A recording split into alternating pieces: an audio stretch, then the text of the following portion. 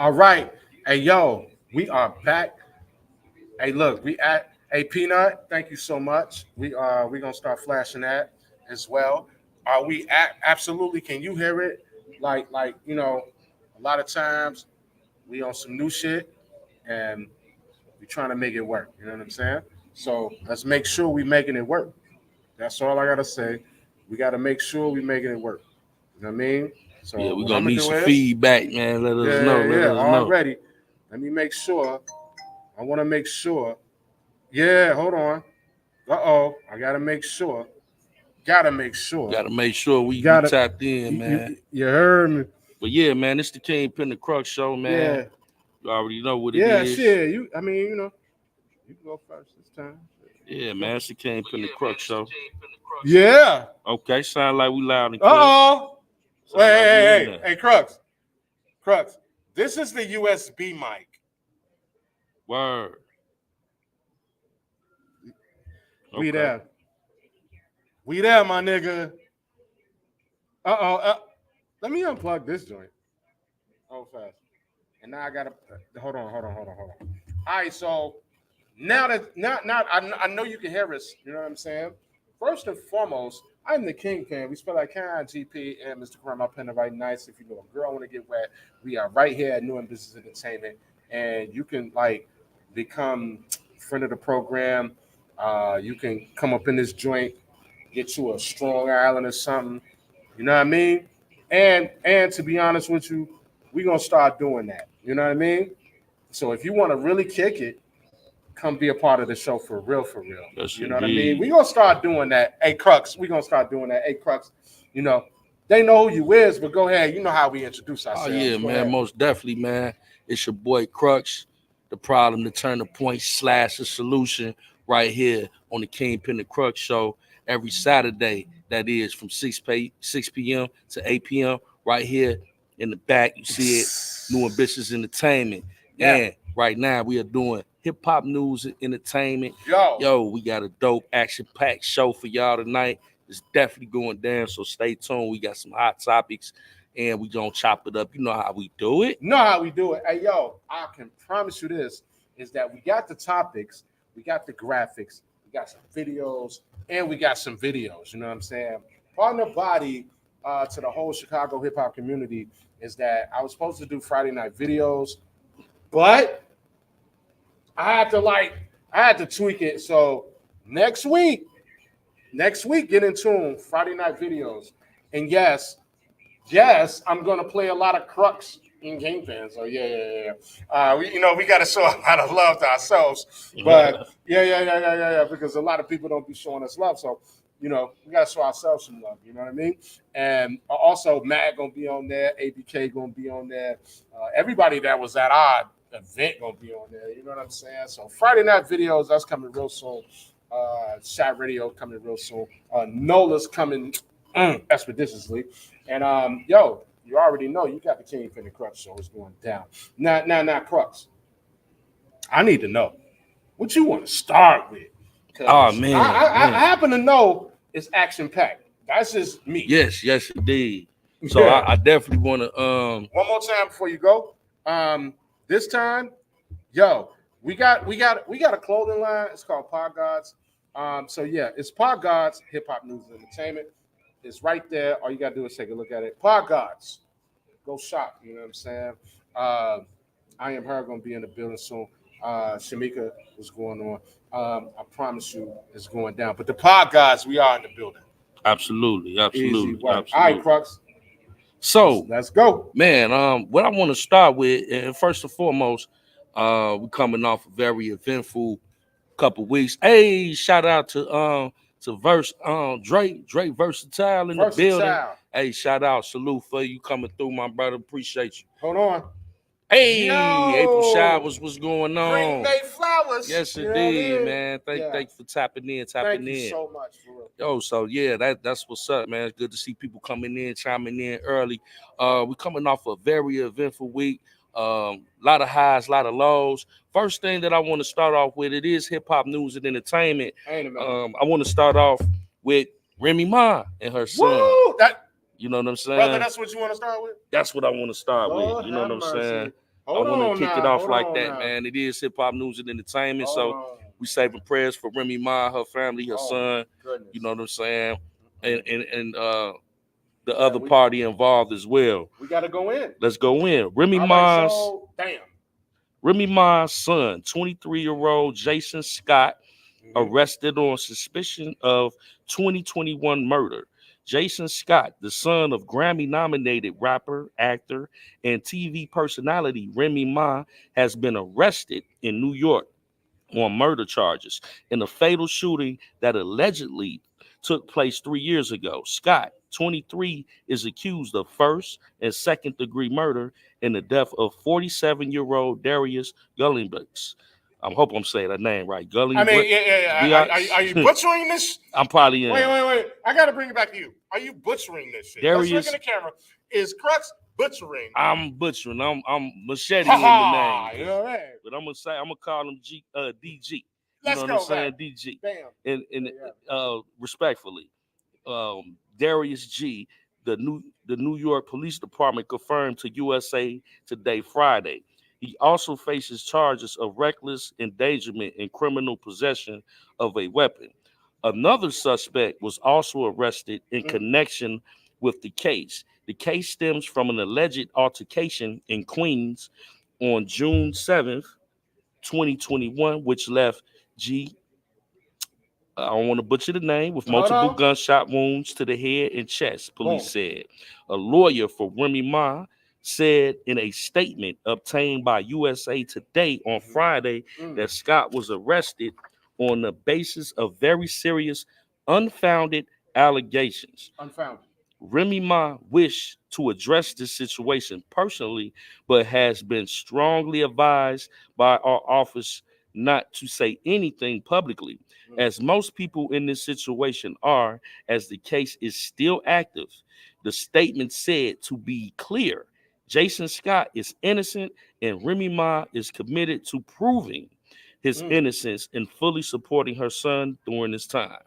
Now, what I want to do is, first and foremost, we're going to give it a red matrix. Yeah, we got to. All right, we got to get this a red matrix. We got to hit it with a red. We got to stay in tune and what we're doing right here at New Business Entertainment. Please come through.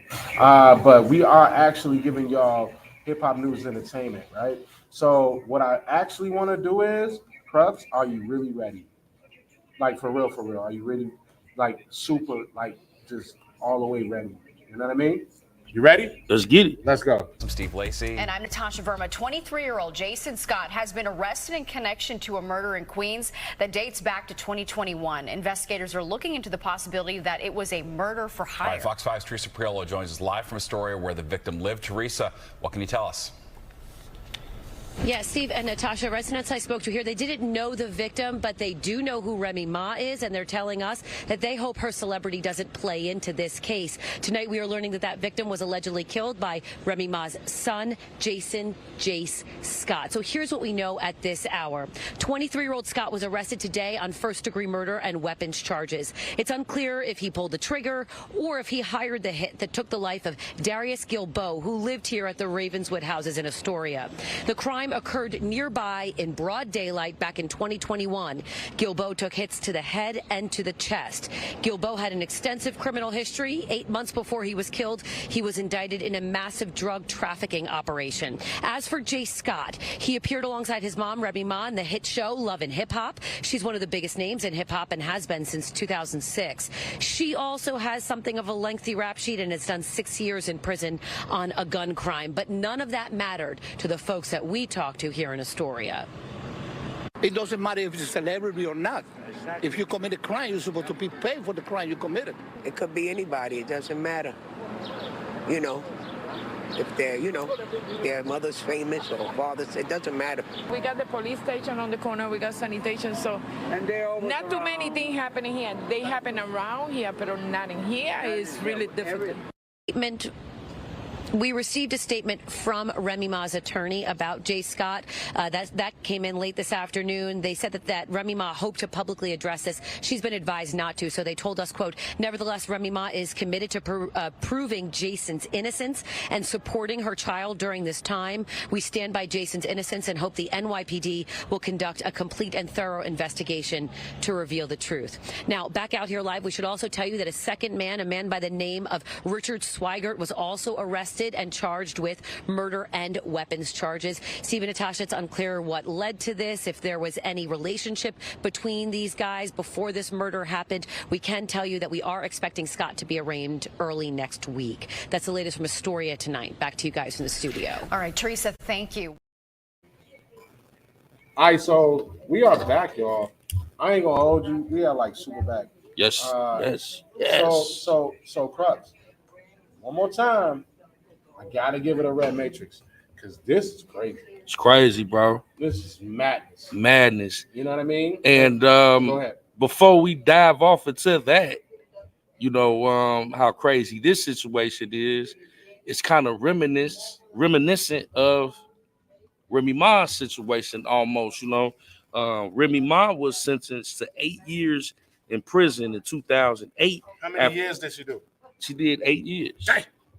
All of them. After being found guilty of assault, weapon possession, and attempted coercion for shooting and wounding an acquaintance after discovering $3,000 was missing from her purse after a night out. So, you know, she's we all know that she had did some prison time, right. 7 and some change, close to 8 years. And at the time, she had a hothead, and she wasn't the Remy Ma that she is now. And she since then, you know, came home, got back with, you know, Fat Joe and the whole Terror Squad.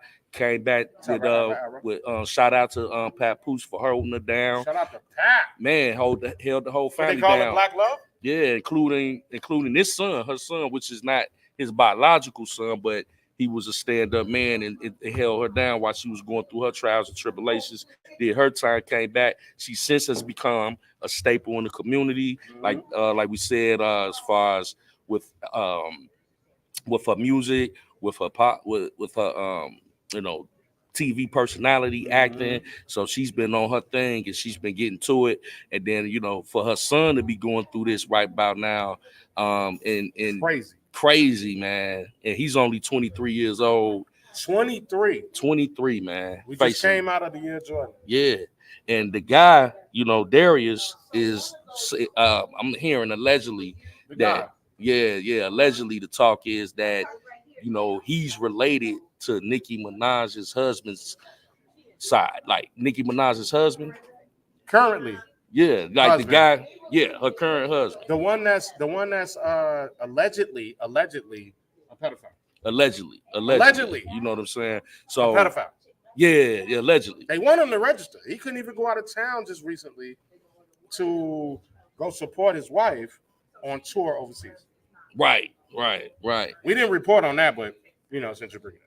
Right, you know, so that is crazy in itself, right? Because we know there was a little rap beef between Remy and Nick. Not to say that this has any connection, you know what I'm saying, but just to know that is the talk that, you know what I'm saying.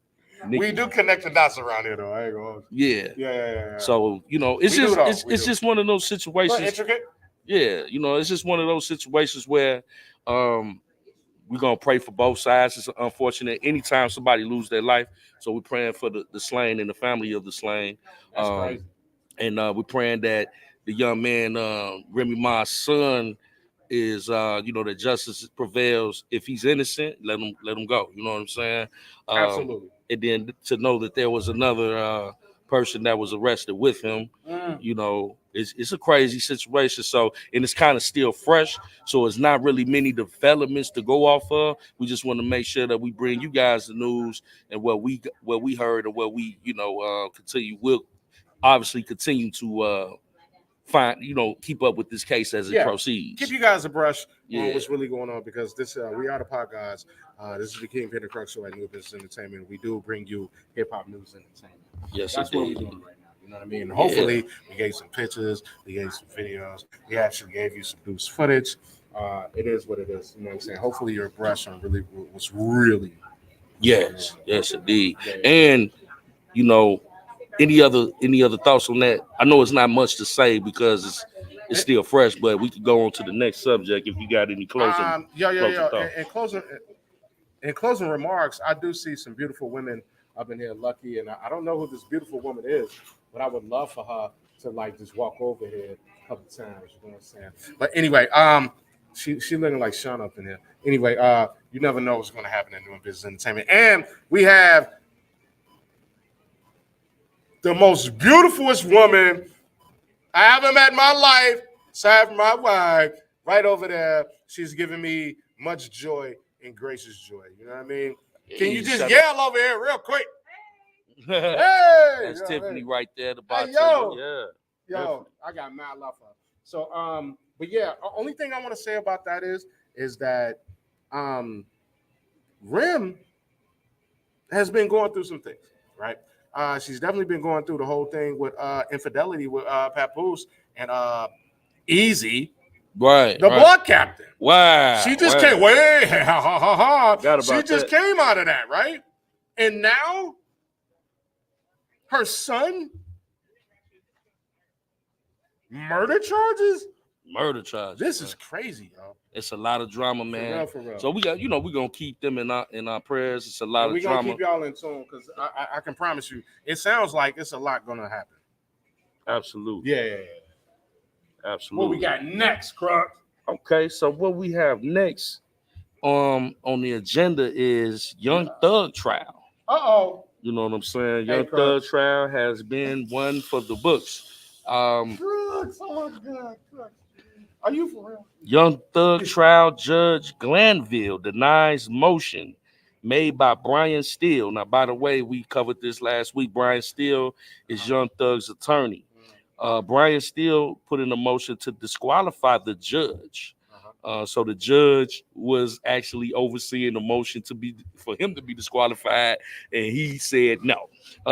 Young Thug's lawyer, Brian Steele, filed a motion Monday on behalf of his client to have Fulton County Superior Court Judge Ural Glanville removed from the massive RICO trial over alleged misconduct.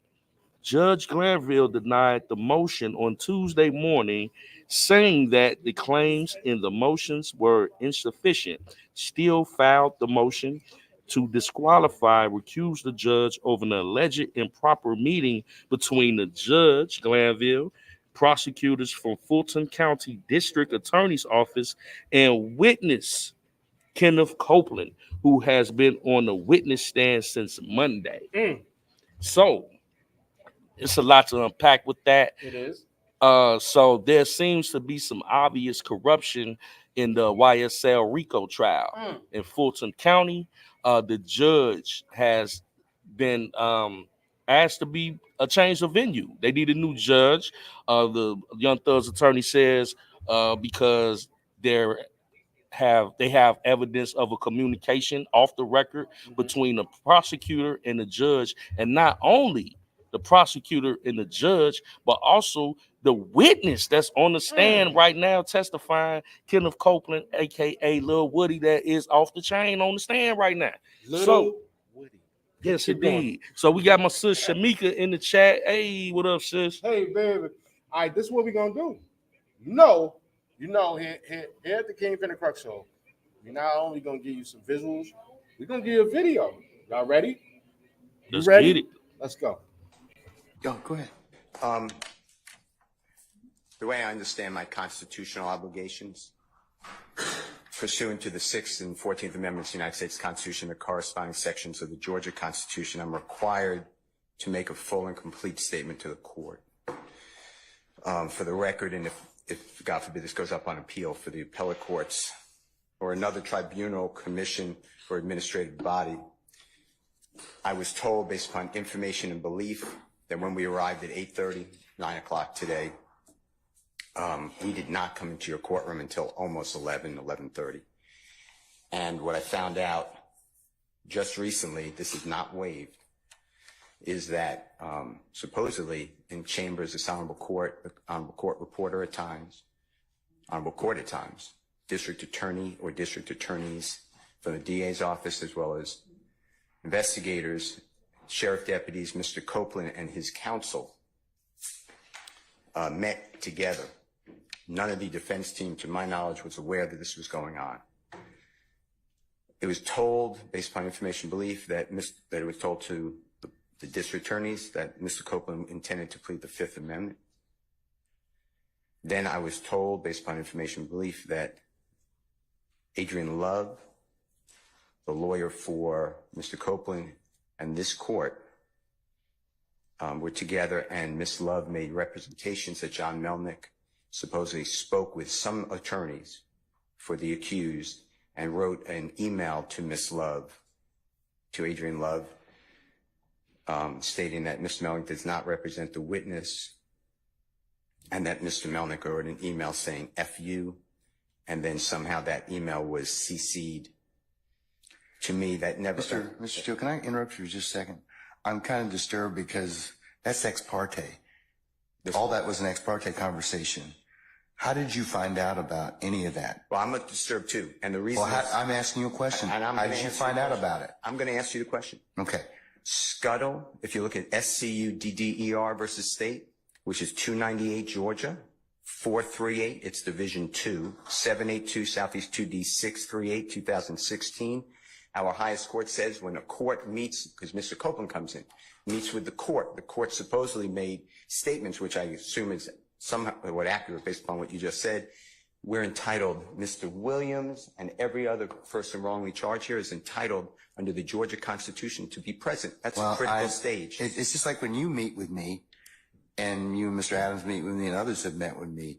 It's those are ex parte for a lot of different other reasons, but I will certainly note that for purposes of the record. Well, I'm going forward. What I was told was that Mr. Copeland said... And you haven't answered my question yet. I'm not going to answer that question. You're not? No, I will not answer that question. Why will you not answer that question? Because I want to make sure that what I say is accurate, and I'm not trying to... No. I'm asking you, how did you get this information? I'm not telling the court. What I'm saying is based upon information... Okay, well, listen, if you don't tell me how you got this information, then you and I are going to have some problems. We can have... I have problems right now. Okay, I know. Look, I don't want to know about your problems, okay, at this point in time. All I'm asking you at this point in time is, how did you come upon this information? Look, if the case gets reviewed, the record's going to be available for our appellate court and for whatever reason. But it's disturbing that how somehow you have surreptitiously gotten information in regards to the court's private ex parte conversation with a party. I mean, yes. A witness who was sworn in Friday, the court's telling, this is what I was told. If this is not true, not true. This court handed Mr. Copeland. Tell me how you got the information. Listen, whatever you want to do. Tell me how you got the information, then we can go ahead and go forward. I'm not going to say that. What I'm going to say is this.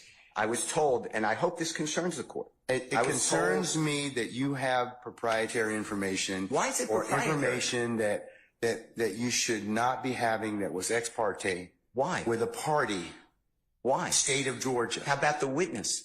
How about Mr. Copeland, who supposedly announced he's not testifying and he'll sit for 2 years, and then supposedly this honorable court, or excuse me, let me rephrase that. This court supposedly said, I can hold you until the end of this trial. Ms. Hilton supposedly said, actually, all of the defendants and then all 26 people are disposed of. If that's true, what this is coercion, witness intimidation, ex parte communications that we have a constitutional right to be present for. So I understand that you're upset towards me, but I don't know what I did. Mr. Steele, I still want to know, how did you come upon this information? Who told you? What I want to know is, why wasn't I there? Why? Sir, I'm going to hold you in contempt if you don't tell me who tell me who this information was coming from. I don't want to be held in contempt. Well, I'm not answering that question. That's attorney-client privilege information. I am not answering attorney-client privilege. Unless you were in my chambers, that's the only way you can figure out. I tell you what, I'm going to give you 5 minutes. If you don't tell me if you don't tell me who it is, I'm going to put you. I'm going to put you in contempt because that is not attorney-client privilege. Attorney work product privilege. I am not. How did you get that information supposedly from my chambers? Did somebody tell you? I'm not. You should have told me. You got 5 minutes. Well, I don't need it. I want to continue. You got 5 minutes? This is what I was told. Mr. Copeland made statements that he admitted to killing Donovan Thomas and was. Don't take my notes. No. All right, we back, y'all. So this is what I want to say right here. Since we back, we actually gave y'all not only pictures or whatever, so you can actually see what's going on, but we absolutely gave you courtroom footage Exactly as it was happening. So Crux, what I need you to do now, our adoring public absolutely knows we are here to give the people right absolute vantage point right into the subject.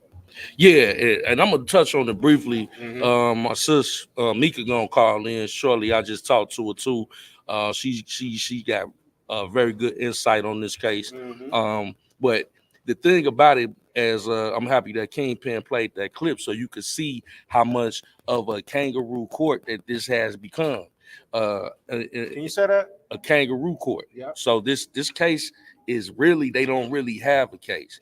And whenever you got a judge that is being called out for having bogus communication with the prosecutor about the case off the record, at any other time that the case would have been dropped, thrown out. And we're talking about a RICO racketeering case in Fulton County where you have the district attorney Fannie Willis that is over these prosecutors, and she used to date somebody in Young Thugs, a few people in his entourage. I mean, it's just Did insane. You say dated? Yes, Fannie Willis, the district attorney. Now, understand that the district attorney is over the whole prosecutor office. So the prosecutors that you see prosecuting Young Thug's trial are the same ones that she's the chief over, so to speak. So, and to know that she was once with their entourage, dating members of their entourage, now that county is prosecuting them. That's a conflict of interest with the district attorney. Now, that's a conflict of interest with the prosecutor. So we're talking mistrial. We're talking mistrial. Now, Young Thug's attorney, Brian Steele, him being a member of the Bar Association, saw the obvious corruption and called it out and put a motion in and said that we need a change of venue. We need this judge off this trial, right? Would you like to give this a matrix? We could give it a matrix, but I would like to get my full thought out before we do that. Let's go. You know what I'm saying? So they want to give Young Thug all this time when they don't have a case. Now, the men that's on the men, not only do they not have a case, but is due, like the Kingpen just said, due to improper communications with the sitting judge and the prosecutor and the key witness that's on the stand right now as the trial is going on. That's crazy. Your attorney puts in a motion and says that no, this judge, you wait, you said you have been talking to the prosecutor behind the record and also the witness, trying to, you talk about intimidation, coercion. Yeah. You talking about, this is a farce of a case. So now the guy that's on trial, that's on the stand right now, Lil Woody, right?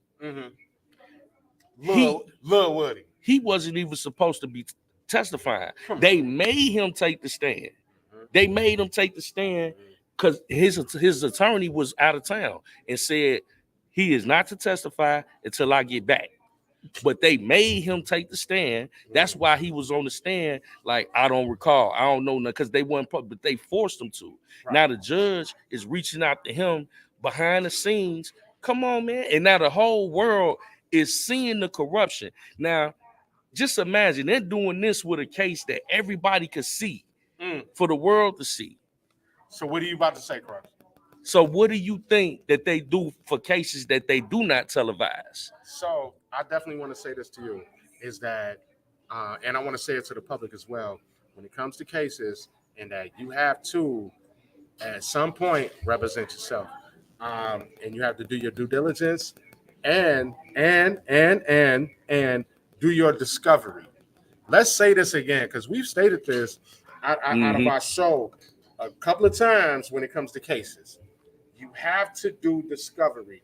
Lawyers do it. Yeah. Discovery. Discovery. Yeah. And when it comes to documentation, right? You could be working a job, y'all, and if they want to get rid of you on the job, they're going to create what is called a paper trail on you, right? So that is called discovery. So, like, you have to do your own discovery, and you have to do what? Cover your ass. Yes. Cover your natural ass. Okay? Do your homework. Do your studying. So you're not caught up by these people that mean you no good. Yeah. Talk to them, Crux. And on top of that, they did their due diligence. They did their due diligence, right? The judge is the one that is out of body, out of order, outside of the Constitution. You know, this is irrepressible. You cannot sit up here as a sitting judge and have communication with the star witness and the prosecutor and get called out on it. And then they do the proper thing, which is to put in a motion to get you recused, and then you come back and say, I'm not going. So what is your investment in this case? Look at his face. What is the judge? Why is he so steadfast to want to stay around and be stuck to this case? It makes you wonder, like, what is your end game? I think I know. I think with Young Thug, you know what I'm saying? He's a famous rapper. Right. He's also trying to catch the big fish. He's also a super go-getter. Yeah. Right? Wait, hold on. Made a way out of no way. Made it nowhere. Hey. Hold on. We talk about that? Hold on. We got Mika in the building. Let's go. Hey, y'all. Hey, everybody in the chat. Hey, let us know if you can hear Mika. Go ahead, sis.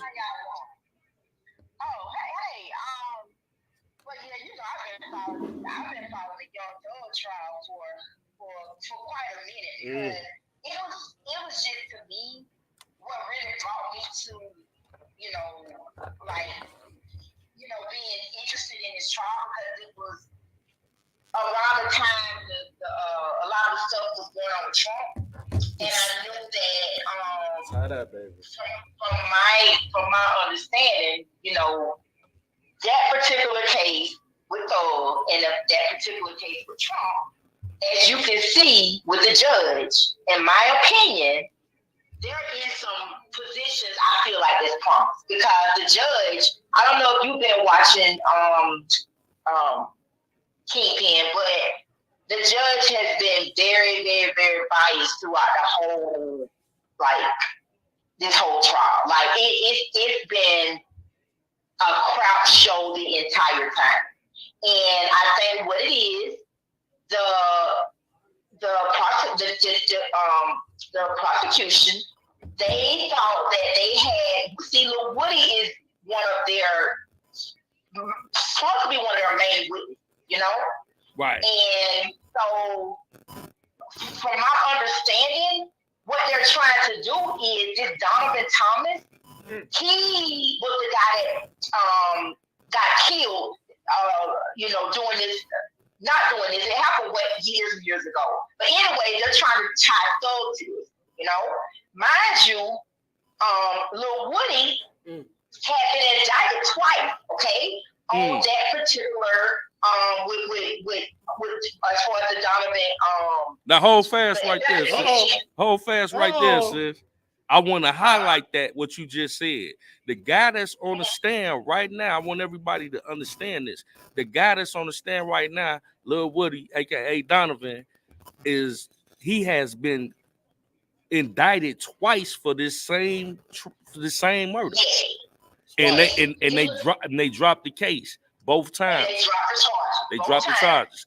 But when it come back to trying to get Young Thug, and he already said that Young Thug didn't have anything to do with whatever went down.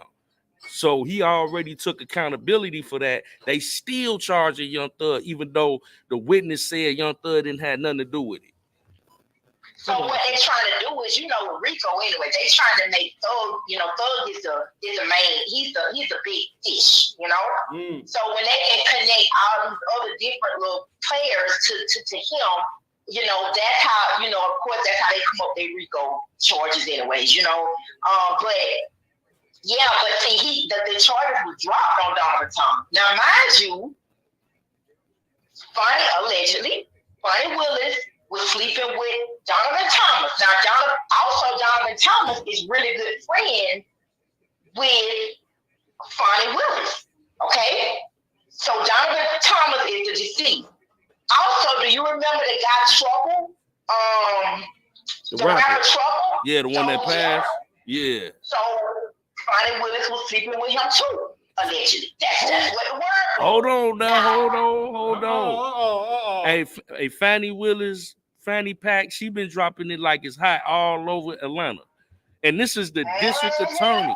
She done slept with somebody with Young Thug trial.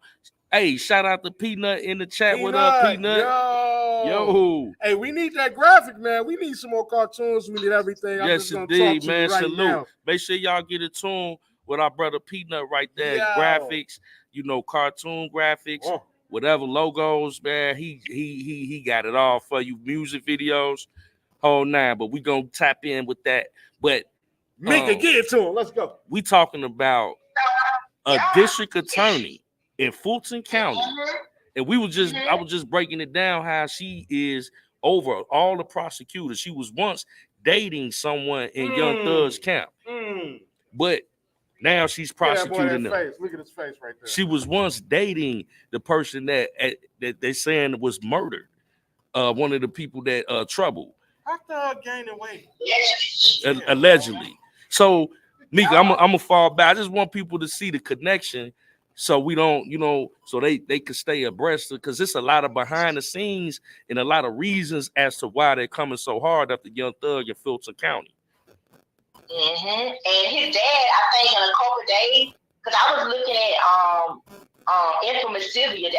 She's very informative too, because she be every I think every day of the trial, like court day, she's there, so she get the inside. And again, I'm gonna elaborate on something else, because I was saying it just goes to show you, like, all of these big trials, they do need to be publicized. I'm glad that people are actually able to see what's going on with them. Exactly. Because if we were not able to see them, we would be hearing what the media tell us based on, and of course, they propaganda with them and how they can take things and spin it and make it look as if it's this when it's actually the opposite. So again, that's why I said, even down to with Trump's trial, you notice his trial was not publicized, but it was a lot of corruption going on in there, but we never knew it. So what I'm saying is, it should let people know now, like, it should make your little wheels spin a little bit, like, okay, wait a minute now. Like, we seeing this stuff publicly on TV. Mind you, this particular case, and I told you this, I said, I guarantee you, a lot of what Fonnie Willis had coming, a lot of things that she, people that's appointing and it's basically behind the scenes of doing it. I do think it's the Biden administration.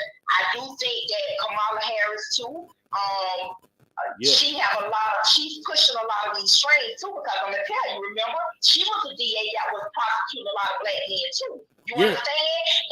And mind you, see what she is. It's deeper than it's deeper than what scratches the surface, and that's what it's deeper than what people can see on the surface, and that's what we're trying to get people to realize, that it's like you said, the whole trying to get the big fish, and it's around election time. And every election time, there's a big fish that they're trying to get. You know what I'm saying? Like, they got Trump, they got Young Thug now. It's crazy. And then when you see the connection with these people, like you said, with Kamala Harris, you know what I'm saying? and Fonnie Willis, all these women in these particular positions of power for a reason, for an agenda that certain powers that be have to want to come after and target certain individuals is not for no. It ain't no coincidence that is like that. You know what I'm saying? They don't care about the people because my thing is, I mean, in Fulton County just a year ago, it ain't been a year. This one guy, his family is suing because that whole guy died, you know, in Fulton County. He was ate up with bed bugs, you know, and he died. And the family is, you know, trying to seek justice for him. Mind you, there's a lot of not witnesses, but victims, okay? Of unsolved murders and things that, you know, that DA office was supposed to be taking a lot of the funding that they were getting, trying to solve these cases and bring justice to these families. But no, what she did, she took it and went after these big. She took the money and went after Trump. She took the money and went after Young Thug, and so she's neglected the families in Fulton County. So I would be outraged if I was a taxpaying citizen. Exactly, because my money is going here, and mind you, the same people that's paying taxes there may have a deceased family member that needs justice, and they've been put to the side because this money is going into something that's going to help her if she wins and get her in a better position as far as political goals. So my thing is too, I was telling Jeff, I'm like, okay, when you think about it, you look at all of these DAs are black. The DA that came after R. Kelly was black. The DA that came after Young Thug and Trump is black. The DA in New York, Alvin Bragg is black. Hey, sis. Talk about it, Mika. Hey, Mika. They all black women at that. What? Except for Alvin Bragg. Hey, Mika, free cows, man. Free cows. That's all. Yeah, that's it. Alvin Bragg, him too. You know, but again, when you do dirt and you do things in a way, you know, to be nasty. Now you see just how the corruption in our face is unfolding, and now people are seeing it, and it's backfiring on Fonnie Willis as a DA, because guess what? She was trying to get Trump indicted. Trump not indicted, but she was trying to get him. If you think about it, he was supposed to have been probably convicted by now in Atlanta. That's why I say a lot of this corruption, the jurors, the judge, all of them, a lot of them are corrupt, because what it is, they was banking on with Trump with his RICO charge. We go ahead, we get him. Yeah, we go ahead and we can find him guilty, okay, before election time. So it's like when you and again, that was a play, but it didn't fall in their favor, because what she did, when you doing dirty and you digging the ditch for somebody else, now all the heat on her now. It ain't no on Trump anymore. It's on her as a DA, because now all her stuff is coming out. Hey, Fonnie Willis is so much deep turmoil. She was I think she was giving barking orders from the Biden administration to come after Donald Trump. She was giving orders. She was giving orders. Mind you, no other DA in no other county wanted to pick that case up with Young Thug or with Trump. Hold on 1 second, sis. Hey, shout out to White Girl Connected Promotion LLC. Thank you for coming through. I appreciate it. I'm definitely following you on your platform. Anytime, come back. We appreciate you here at the Kingpen the Crux show. Definitely. Oh, go ahead, sis. My bad. No. I was saying, but shout out. I am her in the building. I am her. Yo. Yeah. Oh, yeah, I'm glad she joined too. I know, right? Hey, Mika, come on now. But yeah, it's one of the things. Well, now you know all of these DAs, and I'm telling you, there's some political I think some promises that for them to have, Most definitely. Yeah, because when you think about it, nobody wanted this case. Nobody, no other county in Georgia wanted to touch that in Atlanta. Even with Trump, Young Thug and Trump. So why are you the only DA that is fascinated by these particular these two high, powerful, I feel like, profile celebrities? Why? So it goes to show you there's something in there for fun, but she's failing miserably, and now it's backfiring on her. You know what I'm saying? So she's making the party, the Democratic Party, look so bad. I think at this point they have no more use for her because she's an embarrassment now. If you see what's going on now, it's like it's a plum embarrassment. Yeah, you got a prominent guy, Woody, that's on the stand, literally, like everything that this dude say, it's like for him to be a witness and them to use him, he's supposed to be a credible witness. Can't say the judge, mind you. Okay, so that I think it was that Friday. I'm trying to get everything in a little bit of time because I got keys.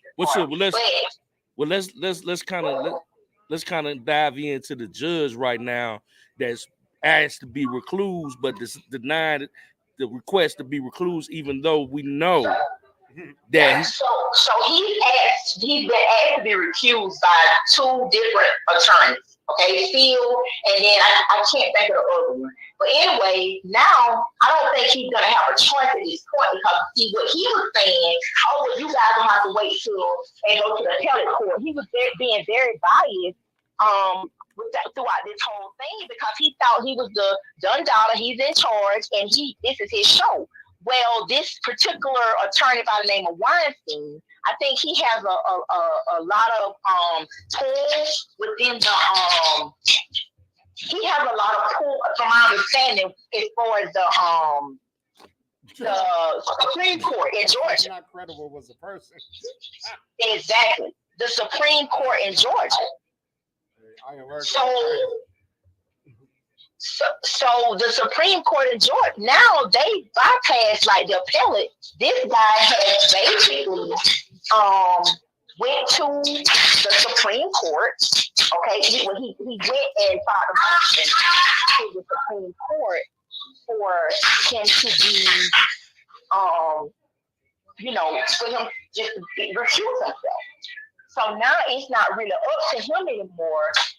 You know what I'm saying? Like he thought that what he failed to realize is Brian Steele, that man's been an attorney for 30 years. So he has a lot of pull in the state of Georgia, Absolutely. So now I'm sure the Supreme Court and everybody else is looking at this Crux show. Like it's plumb embarrassing. And I mean, I think for the judge, it's more of a power trip that he's on. And I think you can tell clear as day what's going on. Like he's somewhat is involved, and I feel like I don't know if it's for him to get a higher position, and I don't know, but it's very clear. The judge, for him to not remove himself after he's been exposed, having communication, improper communications with the prosecution, and not only the prosecution, but also the lead witness on this. I mean, why wouldn't you recuse yourself at that point? You're jeopardizing your entire career for one case at this point. Are they sending it? But you know what though? That's the case. Now Kingpen had a point before you finish this. He said, "Go ahead." Are they setting it up for a mistrial? Who talking about the judge? I mean, everybody involved. Like, they trying to get a mistrial on purpose, basically. They already asked for a mistrial with prejudice, but the judge, if he keeps denying, their motions as far as that. Yeah. So it's like they can't go any further. So Friday, not Friday, but Thursday, that's when one of the a bigger attorney in Atlanta, I guess he has, he has his own firm, and I guess he know people in the Supreme Court as far as Georgia goes. So that's where he did a motion as far as the judge being recused. So now it has bypassed the appellate and went to the Supreme. So I think at this point, once they they realize, I think that he won't have a choice but to recuse himself, because that ex parte meeting that took place without the other party involved, mind you, in the end, the girl Taylor Bumpus, the one that basically, she was the one that went back and told Lil Woody's attorney that, hey, this took place, and he was the one that contacted Young Thug's attorney and let him know. That's how he knew. So then when the judge really didn't know, and he was asking, so who told you this? Where did you get this information from? At that point, I'm sure he probably had an idea, but he didn't know, because Taylor Bumpus said that there were 14 people in the room. 14 people at the ex parte meeting that Steele and the other attorneys did not know about.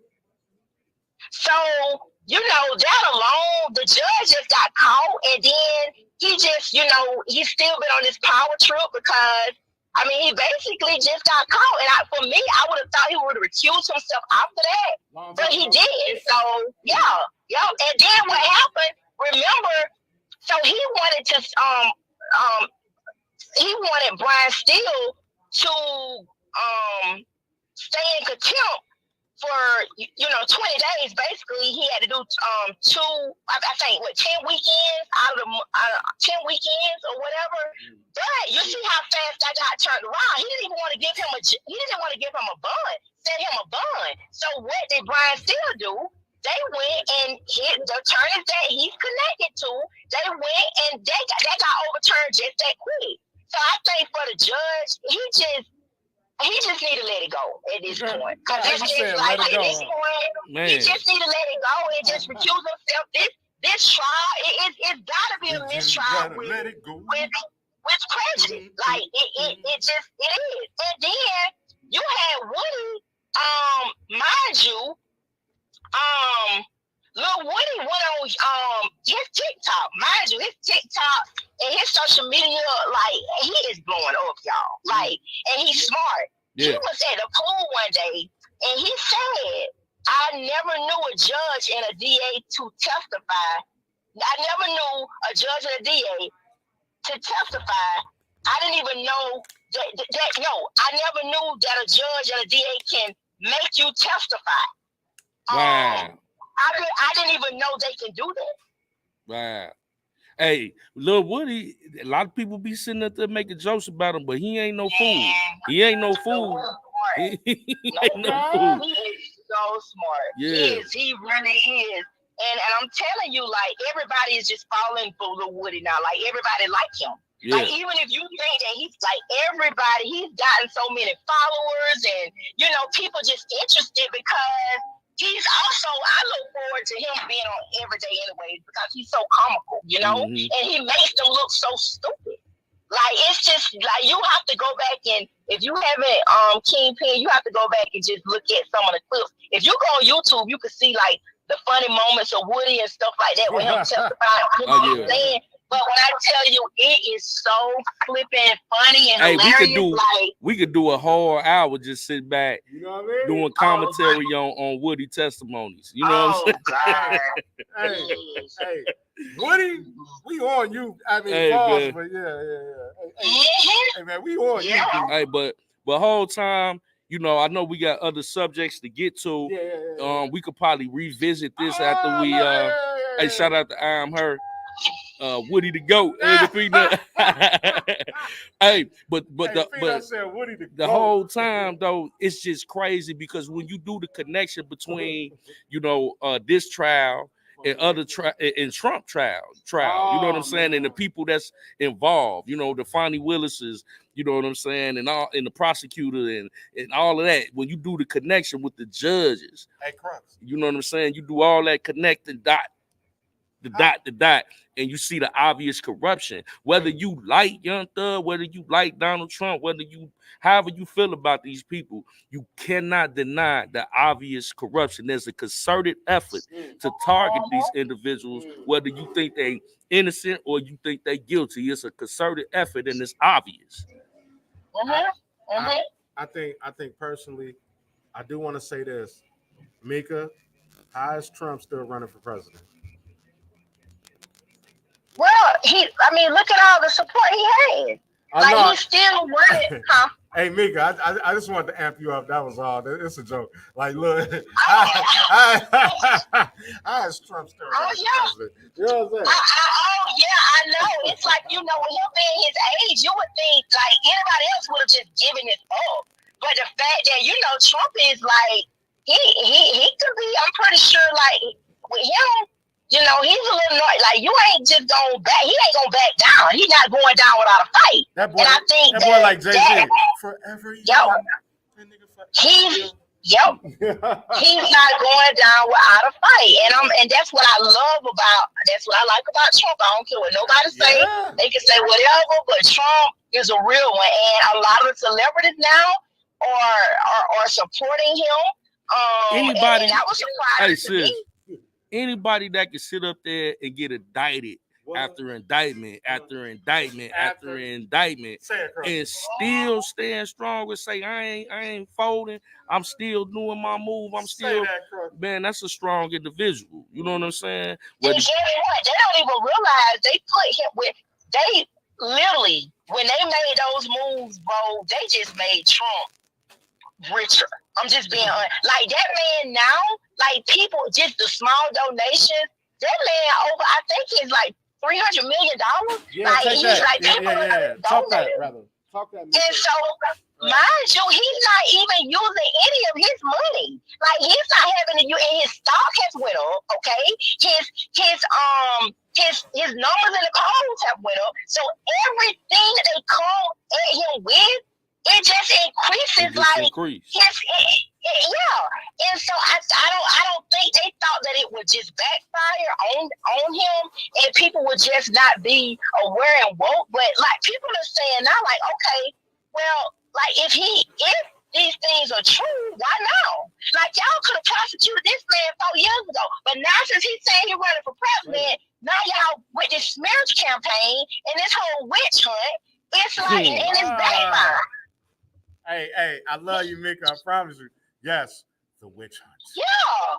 Yes. It's just, and like I said, regardless if you like them or not, it's like you cannot break the law to convict somebody. To me, that should be like all of us as citizens, okay? We should be outraged to know that we're seeing this stuff and to know that how is the government is. Yes, that is the crux of the matter, right?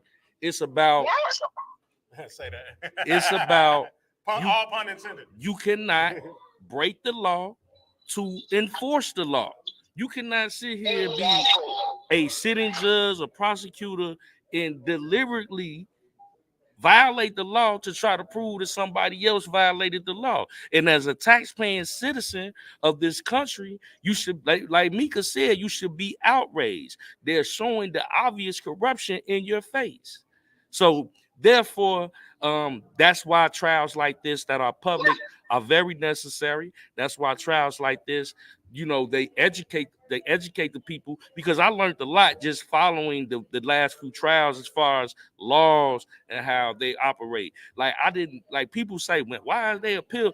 It's obvious why people appeal, because look at the corruption that they do. Yeah. Because they let the courts get away with so much corruption where you have to retry almost every big, especially every big case. But then you got to keep in mind too. I would like to say, Mika, I would like to say, and Crux, I would like to say, if, and I've experienced it myself, if you do your due diligence and make sense, the system itself loves to hear that.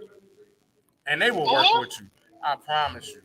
I've been up against the wall a couple of times, and I got tired of a lawyer, and I represented myself, and they heard me out, and I won. Oh yeah, when three times, y'all. When the law works, 3 times. It's beautiful. When it's in accordance, it works. It's a beautiful thing. It's a beautiful machine. But when it's already designed to be corrupt against you, regardless if you are right then that's when we have to say corruption is at play, because they know what they're doing is wrong. They're being called out. Exactly. Exactly. Go ahead. And two, you gotta think about this. Okay. Not only that, you have just people that just don't have the means to fight, you know? And when you look at it like little old Pookie over there, I'm just saying, like Pookie might not have the finances to go through an appeal and all that. So what do Pookie typically do? He gets with a public defender, you know, and a lot of times he just clean, because they tell him a lot of times, you take the plea. Okay, guess what? That's free labor for the system. You know, it's free labor. They getting paid, okay, and they're working. So it's like, when you think about it, the system is so designed, and that's what infuriates me the most, because you got people that sit in jail that shouldn't even be in jail or prison, because mind you, there's a lot of other Fonnie Willises out here. This is just the broad of what probably go on, which has been just it. And I think, to be honest with you, y'all, everything happened for a reason. If this thing did not come with Trump, shit would have been exposed. Like, Trump really and truly, even though the things that this man is going through, it just shows he was able to be that vessel to show the corruption. Yeah. Hey, Mika. Hey, I just want to say. I just want to say this one thing is that with the little guy, right? Just the little guy. If you do have a public defender, you have to do your homework and utilize your homework and the public defender, and you got to talk. You can't be silent. You got to utilize the public defender in your. If you don't have the bread to go ahead and get a top-notch lawyer or whatever, I would suggest to anybody listening is that you utilize the public defender, but you have to do your homework and utilize the public defender. And whenever the public defender is being lazy, then you have to step it up. I'm just telling that to the whole public, to the whole Kingpen and Crux universe. Y'all need to listen to that point right there. And thank you, Mika, so much for saying that. Yeah, it's true. It is so true, because I told you that incident with my son. Like, I did that on my own. Like, I'm not about to let these people railroad my son. He's not about to take no action, because at the end of the day, like, and they tell, of course they would say, well, well, it'll go to trial. If they go to trial, it's better. I said, well, let's take it to trial then. Like, because I know a lot of times, like, the state, like, with that little, what he had, they don't want to take that to trial. You know how much money that costs, like, to go to trial? And regardless of what, Mika, you got to be able, Hey, Mika, next week and throughout the week, from like Monday to our next show, we're gonna start highlighting what we had talked about a minute ago, which is Shorty. You talk about Shay. Yeah, going through his thing. And I'm remiss. I have to like actually bring that back up, and we have to like bring some more light to that. Yeah. I appreciate that. And he just literally, I talked to him. He's been going through, y'all. Y'all pray for my little boy. Yeah, we got to pray for Shay, man. They've been jumping on him and stuff. He ain't been able to use the phone. So I've been, putting money and stuff, like, on his books and stuff, because he really don't have nobody.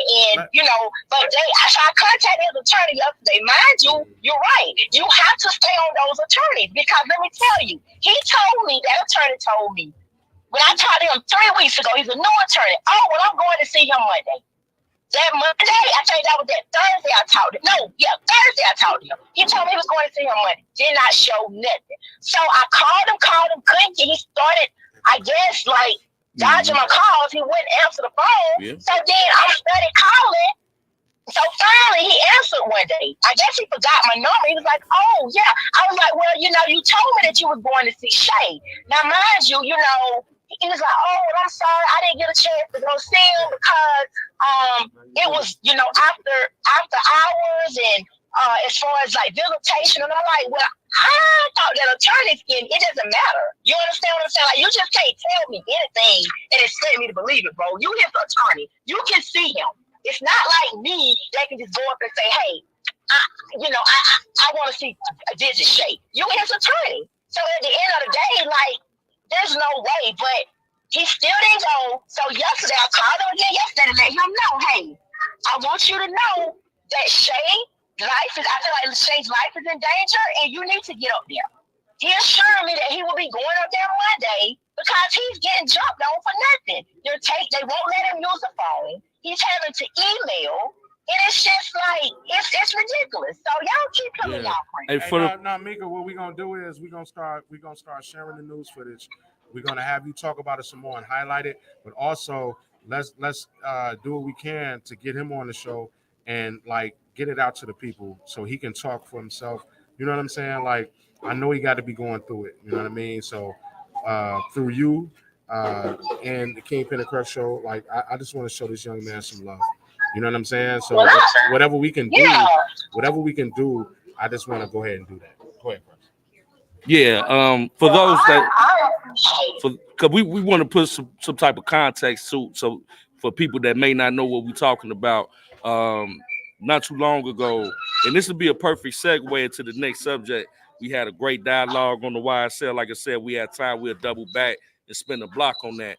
But it was a young man that Mika came in contact with a while back that was caught up in a situation where it was a self-defense situation where he actually unalived somebody in self-defense.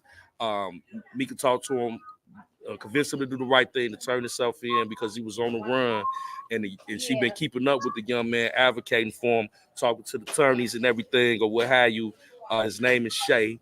So that's what we're talking about. So we've been keeping up with that, and we're trying to bring light to it. And it happened in Georgia. So we showing that young brother some love. He's only 19 years old, and he's caught up in this situation. And now the person that he unalived happened to be in the game. He was a blood or a crip or something like that. And now he's in jail, and now they're jumping on him and things of that nature. So we want to lift him up in prayer. We want to pray for that young brother.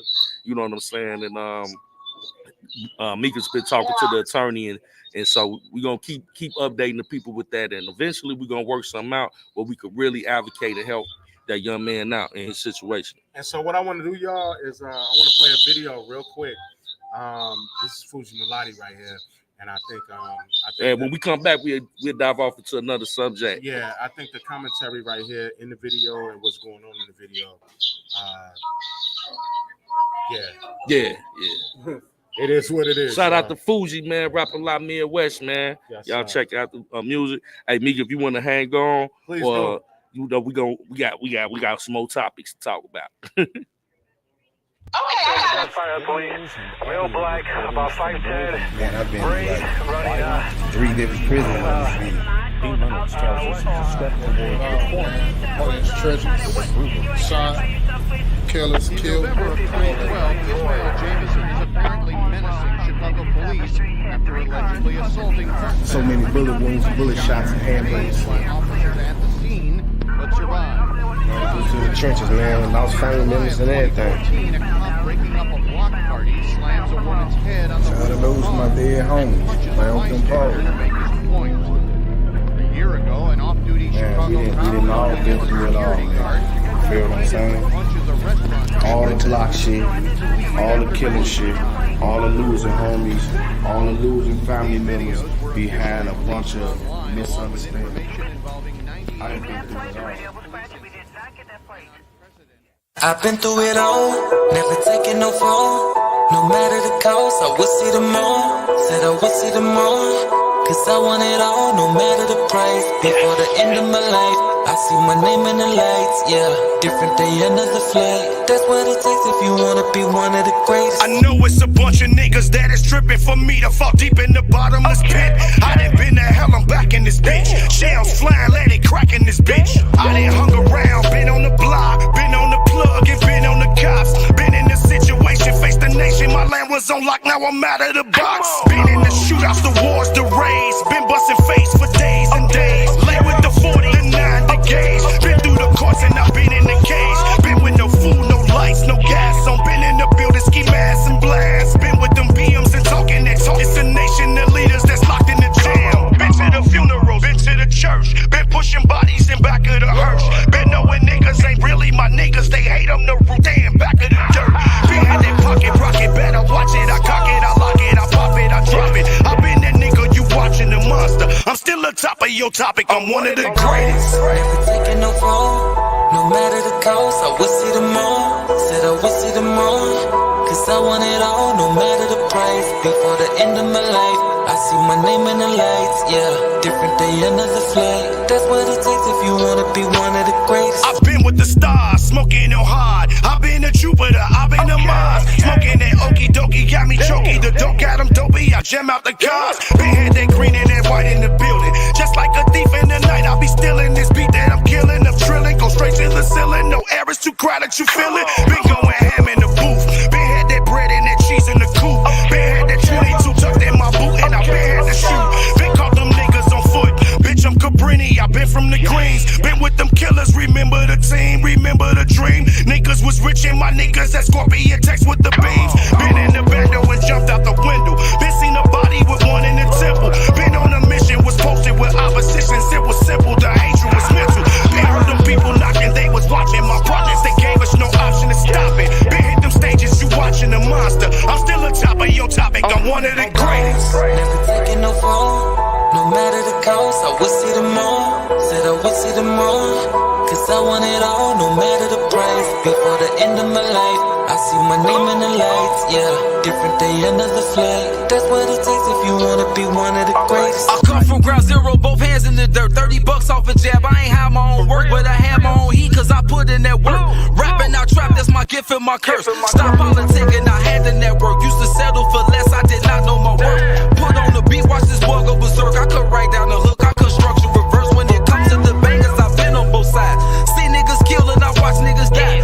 Been in the jam, couple niggas got blamed. 1, 2 got on my ass, so I left out the shot. Hustle, I grind, I wake up and get in it. If I don't know shit, I know how to go get it. This for my niggas that grind from the bottom, ain't never had shit. I'ma be your ambition. Fell straight on my face, I got up off the floor. Turnover gon' come, but first it's gon' seem slow.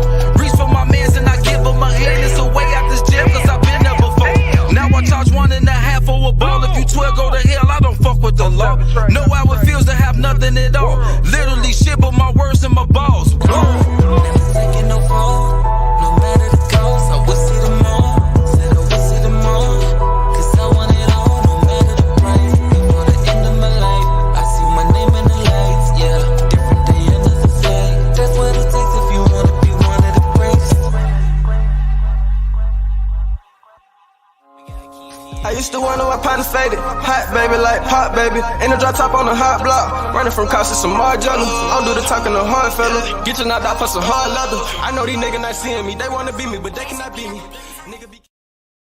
Hey, yo, we back. It's Kingpen the Crux, so you know what time it is.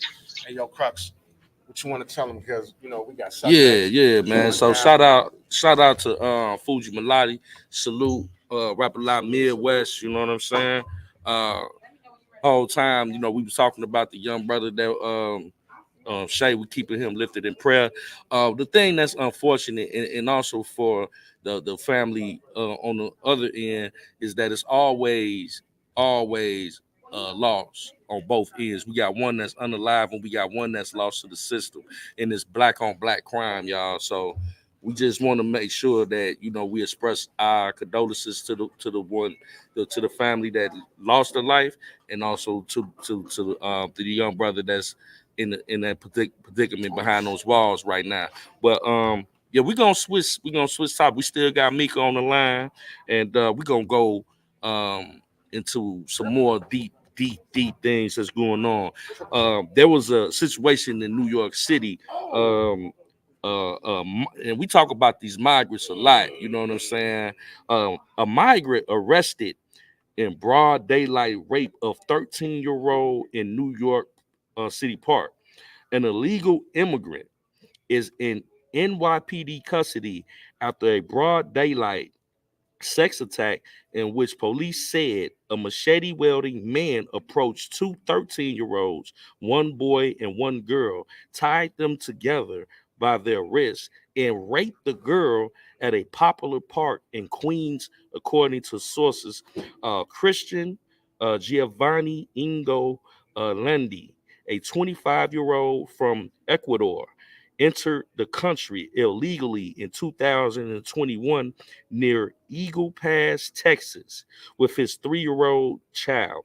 NYPD leaders revealed during a news briefing Tuesday after police released several surveillance videos showing him near the scene of the crime. Tips started pouring in, police said. Ultimately, a group of at least 10 neighbors swarmed him and had him until police arrived around 1 a.m. Tuesday. That is insane. So, we talk about, the migrants, the illegal migrants that are being let into our country. And in prime example of the danger of letting illegals in and why it is important to screen these people before granting them citizenship. Salute to the people of Queens, New York for kicking his ass and making a citizen's arrest. Hey, yo, this one I want to say. Yeah, right. Right. This is what I want to say to y'all is that this is not the first time. I want to highlight a whole nother case right there, the Night Stalker, and his ass got caught by a bunch of people, and they whooped his ass, and that's how he got caught, the Night Stalker. If you remember the Night Stalker, Yeah, I remember that and all that. So again, seems like it didn't happen again, yo. And let's flash this again. This the guy. Look at his face. Everybody remember his face. And guess what? We want to do this. Is that we don't only just do that. We got video. Yeah, video. We got video. Man, let's. You ready, sir? Let's run it. Let's go. New York City police say the illegal immigrant accused of raping a 13-year-old girl last week in a park crossed the border illegally at Eagle Pass, Texas in 2021. They say 25-year-old Christian Inga from Ecuador also had a 3-year-old child with him when he crossed, and that he had previously been arrested in Texas but didn't say what for. They haven't said if they know the whereabouts of the child. Police add Inga has been living in a migrant shelter in Queens. He made his first court appearance this morning in New York, and sickening details from his confession were presented as evidence. Fox's Richard Giacovas reports. In court today, prosecutors revealed what 25-year-old Ecuadorian migrant Christian Inga told investigators after his arrest. Inga says he came across two 13-year-old teens having sex in Casino Park last Thursday afternoon. He says he decided to join in. According to prosecutors, Inga told NYPD investigators that he tied both the boy and girl together with shoelaces, holding them at knife point, put a gag in their mouths, then took the knife and cut the girl's shorts and underwear off to begin raping her, all while filming the violent sexual attack on his cell phone. Once he finished his attack, Inga told the two teens to not move for 20 minutes while he ran away to, his words, buy more drugs. Inga was charged with predatory sexual assault, the highest sexual assault count someone can be charged with, along with rape in the first degree, kidnapping in the second degree, and a host of other charges. At the end of the day, he is remanded into custody. The violent sexual attack on a child rocked the Fresh Meadows, Queens community for days. The manhunt to find Inga, who police identified through sketches and surveillance photos, finally came to an end early Tuesday morning thanks to a group of civilians who spotted Inga outside a deli in Corona. They punched and beat him and held him until cops arrived. Queens District Attorney Melinda Katz praising those good Samaritans and the two brave 13-year-olds who were able to provide an accurate description of the suspect. It is amazing then from what they went through, their identification, their memory of the tattoo, the braces, all which was right on point, which is a remarkable thing for two 13-year-olds to remember. Richard Giacovas, Fox News. Man. Hey, man, look. I'm sorry, y'all. I'm actually sorry. Bro, this what we be talking about, right? Yeah. You know what I'm saying? Like they be letting they let anybody in the country. Yeah. They know. The cops told his whole story. Yeah. Oh, he passed through at Eagle Pass in Texas. And then, the sad thing is that these children, 13 years old, have to live with this experience for the rest of their life. That's the bad part. That's the bad part. We don't know. We don't know who these people are. We don't know what diseases they carry. They just wandering in our country illegally. But you got Young Thug that we just covered on trial that you allegedly say he did some illegal activity. But this dude just walking around, see some kids and violate these children in our country. And once again, shout out to the citizens of Queens, New York, for putting a pause on them and making a citizen's arrest. That's what's supposed to happen. Whooping that ass. Because we shouldn't have to deal with some freaky ass migrant walking around, you know, like trying to violate children. Yo, Like, what is this country coming to? hey man, I know what it's coming to. It's coming to number one. Please, everybody, listen right now. It's not about the president. It's not about Washington. It's not about them people anymore. It's about your city ordinance. What city are you from? I'm from Chicago, right? And I need to know my mayor, and definitely where I'm at, I need to know my alderman. And what are you guys doing in City Hall that affects me immediately? I need to know that, period, point blank. And guess what? I need to know all the sex offenders in my area. I need to know who you are. You know what I mean? My kids are grown now, right? But I still need to know who you is. You know what I'm saying? Because you might try and Ramirez a situation or something on my block. You know what I mean? So I need to know who you is. And guess what? Not only do I need to know sex offenders, I need to know felony offenders too. You know what I'm saying? All you goofball marks that be out here on goofy, period. You know what I'm saying? Stop being goofy. You know you goofy. Go get a job, nigga. Go get a job, bro. Man. And stop that goofy shit. Period, point blank.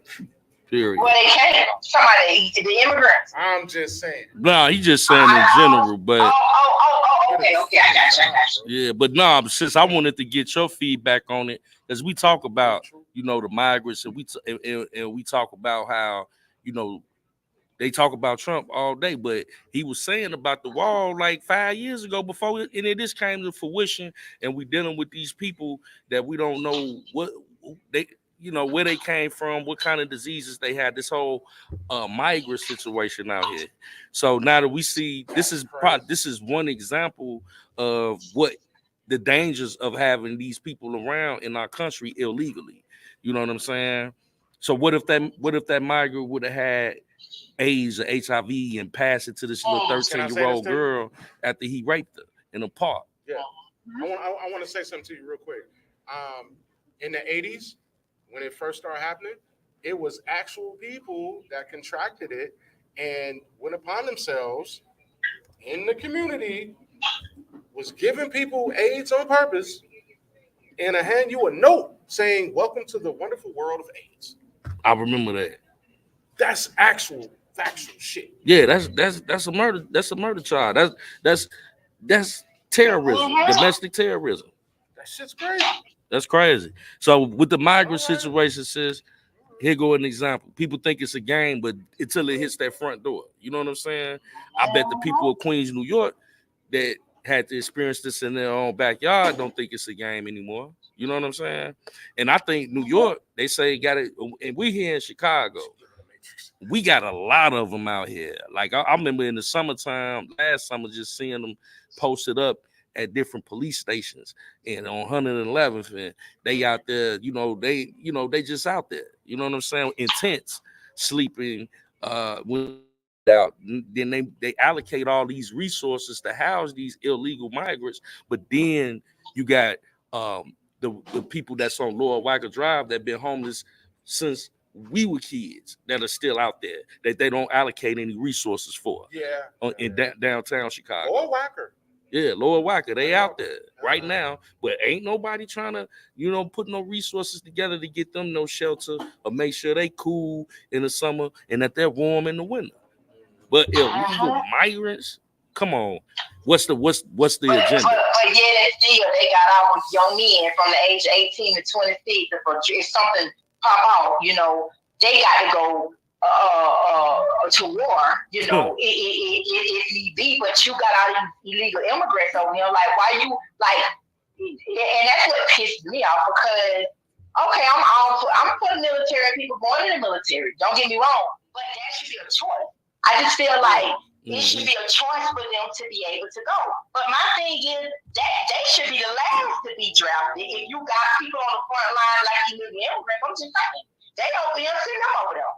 Like I'm like, and again, you know, it just infuriates me because it's like people are outraged for the wrong thing. Right. And it's like it's crazy. And when you was talking about the young girl at 13, did you hear about the girl in Georgia at the college? I think it was what was the name? It's just a very prominent college.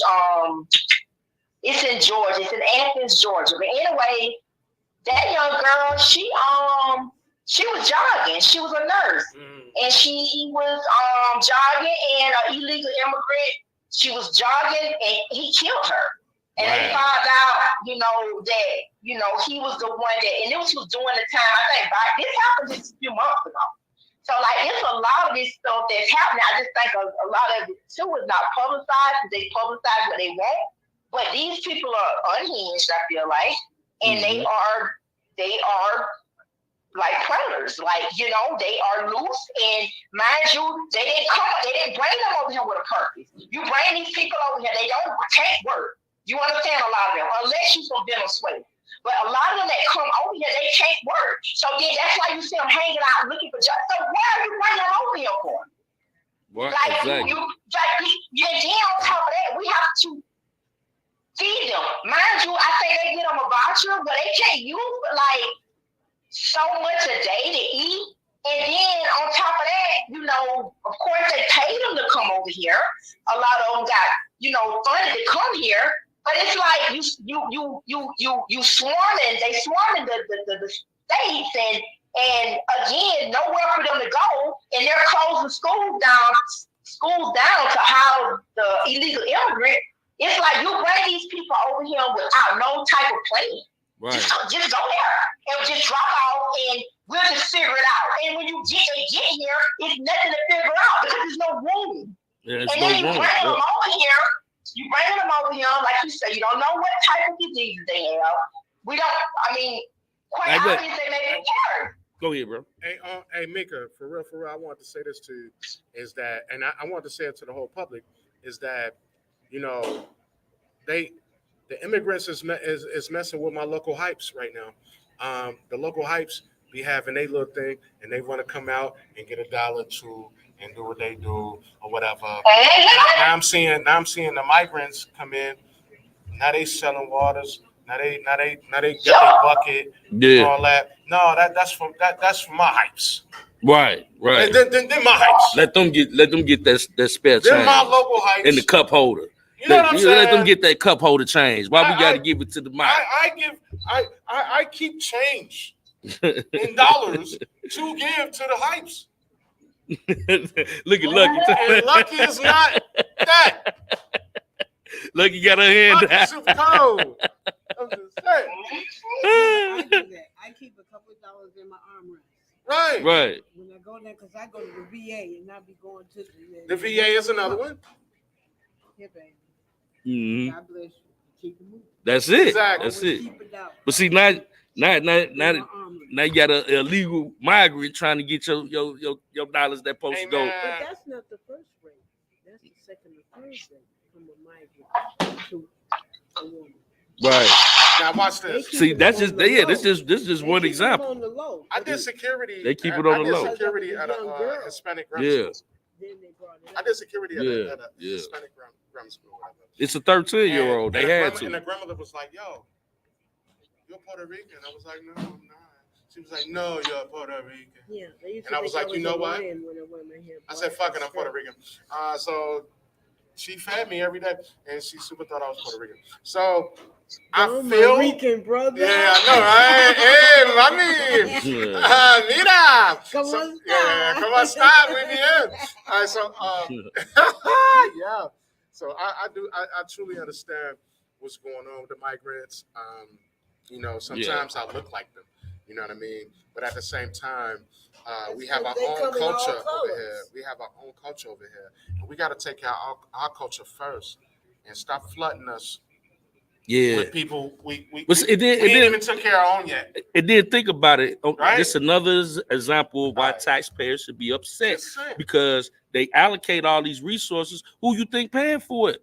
Why is inflation so high? Why do you think that the price of cheese, eggs, chicken, and everything so high? Because milk is high. Eggs, everything. Bags Because they have to in the city. They gotta recoup the money somehow. We got so now, right? they're giving them all of this money, but on the back end, we're paying for it with our tax money. Exactly. For illegal migrants. Not to mention these little cameras they got up. Yeah. Go over 30 somewhere. Yeah, they gonna flag you. All right. You can't even make a right turn some places. Woo! They gonna catch you on that. Hey man. But see, all right, y'all. Mika touched in. She tapped into something that I wanna glance over. As far as the draft, it's been a lot of talk about the draft being reinstated. We know the draft has not been. We talk about the military mandatory draft has not been active since 1973. You know, back then when Muhammad Ali said, "Ain't no Viet Cong ever called me, nigga." Hey man. But no, the U.S. did not bring back the draft, and this is from something that I found on the research side. Social media posts claiming the United States has reinstated the draft are false, possibly misinterpretations of a suggested change to the nation's selective service system. The U.S. House of Representatives Friday passed a measure within the National Defense Authorization Act that would automatically enroll men ages 18 to 26 with the selective service system. The federal agency documents all people registered for the federal agency for the selective service, many mandatory. The agency would provide that information to the Defense Department in case of a draft. Highlight that, in case of a draft. Although one is not currently in place. Men 18 to 25 are already required by law to register for selective service. Anyone who is required to register and fails to do so could be charged with a felony, punishable as many as 5 years in prison and a fine up to $250,000. So let's be clear. Let's flash this. They playing in our face. Let's flash that. You see that right shout there? out to the late great Muhammad Ali. You mentioned that, right? So now, who's in this picture right here? Man, let me see. We got Muhammad Ali, Jim Brown, Kareem Abdul-Jabbar. What's that? Played for the Celtics. Is that Ben Wallace? You know you older than me, but I don't know who that is. No, it's not Ben Wallace. But though, on some real shit, man. Like, look, watch this. Yeah. See. No, hey, you got to look at these things right here. Oh yeah, man. You got brought that it up, so logical. you brought it up, so I had to research it and bring it in. You know what I mean? Like, yes, Ali was definitely on that. And no, I'm not going over there. The Viet Cong ain't none of them Viet Congs ain't never did nothing to me. All right, so that's why I looked it up. I had to bring it into the whole thing. And I do want to say this: both of us got sons. Now, let me tell you something. I guess according to the rules, you got to be in college and doing some things or whatever. You know what I'm saying? So, yeah, my son going to ISU, man. Highly decorated in high school, man. So you can't have them. I don't know what to say. And I take them and hide them. You can't have them. Yeah. I you know what? That was funny because I talked to my son about it yesterday. I was like, man, did you hear that? He said, I ain't going there. He said, I'll go to jail before I go to. You know what I'm talking about? You know what I'm saying? Right. I said, son, if my son's 15, so and he said I would not be going to be drafted to nowhere, and I would rather go 5 years in prison before I go to the draft. I said, son, when I was your age, I would have said the same exact thing. You know what I'm saying? And my son is a scholar student. You know, he's a sophomore, straight A student. doing excellent in school. So I anticipate that he'll be like Kingpen's son and be an alumni as well, and be on his way to college. So he wouldn't have to worry about that. But it's just the fact that it doesn't matter. It's more black boys, and from that age, 18 to 26 years old, you should be in college. You should be doing trade school. You should be doing something, working your first job, doing something that's going to be setting you up for the rest of your life. Exactly. Those are very critical years. And go ahead, sis. Yeah. And again, that's the prominent age. Like, that's you entering into adulthood. Like, that is the age for kids to be going out to college, like you said, and to be. So you're stripping them from that, and preparing them for something that you're stripping them from their success, for one. You're stripping them from everything because of something a war that may break out, and they are forced to go worry it again. Like I said, you got people swarming over here from all these other different countries, and they have to go. These kids don't even have a chance, if that's the case, not to go to college. They can't say, I have to go to college. I'm in college. No, you don't. You're going. Like, say that, Mix. Like, it's ludicrous. It's just crazy. Yeah, it's crazy. And like, even if they're not in college, just if they want to work, just because they want to work a job when they turn 18 and start, you know what I'm saying, putting their life together for adulthood, you want to make them go overseas to fight a war that they don't have nothing to do with. Take your ass, all the people listening, young people, take your ass to college, period, point blank. And just look, if you don't even want to like super do it, you know what I mean? Like, you don't care like that. No, get you a general education and have the college experience, and then go on out there in the world. I agree. Period. But we know, I agree, but unfortunately, it doesn't always work out like that. Everybody doesn't have that option. So now we need the Kingpen and Crux show to go off into the community and like really talk to some people and say, yo, look, no, take your dumb ass to college. All you got to do is do the bare minimum and get you some grants and everything. And people will believe in you. Hey, man, college, as many as we can reach, but everybody's not gonna go to college, bro. That's all I'm saying. Like, everybody's not. We would want them to have that experience. You know what I'm saying? We would want them to have that experience, but like, a lot of people are not. They might go later on in life. That's their right. If they want to work right now and they feel like, okay, you might have somebody 21 years old that have children already that I'm not in a position to go to college right now. I need the work to provide for my family. You got situations like that. Hey, bro, I've been there, done that. I've been around the block. That's why I can say what I'm saying. Take your dumb ass to college. Take your dumb ass to college. You will stop. You won't even experience some of these hardships and goofiness that you experiencing right now in life if you just go to school and get educated on the world. Period. Yeah. Open up a book and read. Like the minister said, open up the book, take on your wings. What do a book look like when you open it up? It look like wings, man. Take on your wings, read a book, and move on. Yeah.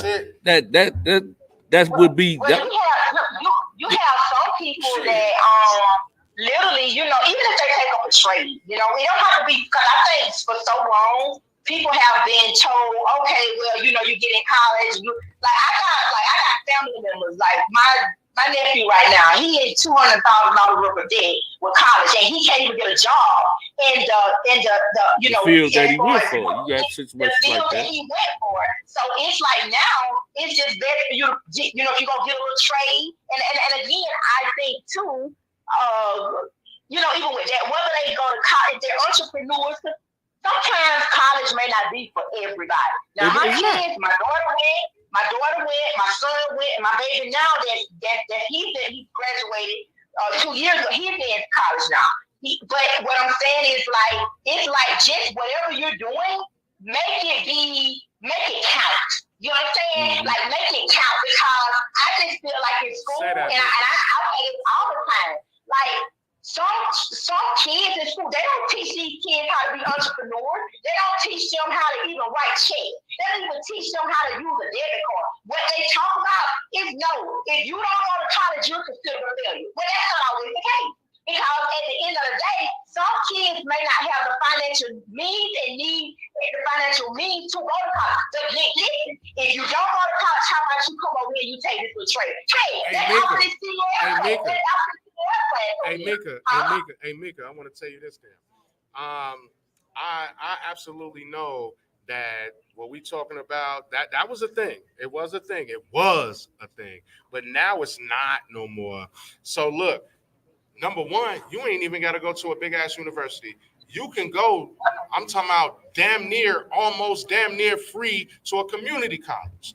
Get your grades up and then get you some scholarships to a D1. Easy work. But stop being a bum. Stop fucking being a bum. And stop hanging around these people that mean you no good. Period. Point blank. Take your dumb ass to school and read a fucking book. Well, this and move on. This what I'm gonna say. This what I'm gonna say. You sound like my parents or something. And with the reality of the situation is everybody's not gonna go to college. Everybody's not gonna go at the time that they at 18. You know what I'm saying? Everybody can't go. Everybody's not gonna go. They might go at 30. You know what I'm saying? They might wait. You know what I'm saying? They might get experience and then go back later. But what we all can and should agree on is that nobody should be forced to go fight for a country at 18 years old that don't do nothing for them in another country on the other side of the world. You should have that option to either go to college. You should have that option to go, if you want to go to the military, that should be your option. But you should not be forced to do either. Oh shit though, not forced. Right, that's what I'm saying. The military is super cold for some people though. Yeah, some people might like striving that shit, like, that should be your choice. But a choice. My son, he ain't gonna want to be forced to go to no military. Not forced. Right. He don't. I mean, that's not for him. But if somebody else's age, they be like, "Hey, I'm all for that." That should be their choice. Some people strive in that environment. Big ass fact. Yeah, some people. They cold at we don't have none. We got love and respect for our veterans. But I'm just saying that's not for everybody. And that's all we're saying. As it pertains to this, they give you an ultimatum. If you don't go, then you got to do 5 years of prison. You got to pay us $250,000. That's wax sauce right there. Hey, wax sauce. I'm gonna go on here. Before you do it, y'all got any more final thoughts on that? If you ain't with the Fuminati, leave the military alone. Mika, you got any any closing statements on that military they trying to force? Or they trying to act like I get out of green. They what I came up with on the research side is saying that although there's not no draft in place, that they're just doing these little changes behind the scenes just in case they need to put a draft back in place. And like Kingpen flashed the whole situation with Muhammad Ali when he was one of the many that chose to go to prison instead of go to the military back in the day. You know what I'm saying? So once again, I think it's a case of them playing in our face, saying that they're not enforcing anything right now, but you know, just in case. What do you think about that? Meek. I think we lost Meek. I'm here. I'm sorry. I was saying that for me, I just feel like even if you don't have kids between the ages of 18 to 26, just as well as we get out there and we march when the white man kill another black man, we should be going to Washington with the same issue as far as these kids. Because I'm telling you what they're doing is putting this in motion, okay? It's just put in motion. And a lot of times, you know, when things are put in motion, we really do have to stop it at its tracks. And I feel like the more the merrier. That if we can go and, like I say, march for what happened with George Floyd, which listen, I'm all for that. But I'm saying things like this do matter as well. You know, so we can go, but yet and still, that's something we needed to, as people, need to take to the White House. I do. Yeah, I agree. And part of the body, man, I want to say, I seen DV Wild in the chat. I want to say, man, peace and blessings to brother for DV for coming through. Shout out to Sir McGill. I seen Sir McGill come through. Man, peace and blessings. Salute to you, my brother. Appreciate y'all brothers for sliding through the Kingpen the Crux show. Hey, Beatrice. Hey, thank you for sliding through, sweetheart. I appreciate you coming through over at the Kingpen the Crux show. Man, definitely, I'm glad that you guys are enjoying the conversation and the content. We're here every Saturday from 6 p.m. to 8 p.m. Central Standard Time on the Kingpen the Crux show via YouTube and Facebook. So thank you all for coming through. Beatrice, DV Wild, Sir Miguel, everybody else that came through, you already know. So yeah, you got anything else before we move? Yeah, because we had mentioned I don't know, we was talking or whatever, and to my brain, the Million Man March came to mind. So look at this, y'all. Look at this image right here. This is the Million Man March. Freedom, justice, and equality. Please understand what happened right there. Yeah. This is what can happen if we just all come together and do just one little thing. Yeah, like every other, it just, you know, this ain't even all of us. Yeah, that's just that's not even a 1%. Yeah. One thing that I know about that my observation, I would say, is that we don't have as a culture, as a people, we don't have a code, you know, of ethics, a code of that we follow. Like, you know, certain people, like when you notice, like when one of us get blasted in the media, you know what I'm saying? To say like we all jump on the bandwagon to tear them down. You don't typically see that with other cultures. Like when like for example, let's look at the difference between R. Kelly and Harvey Weinstein.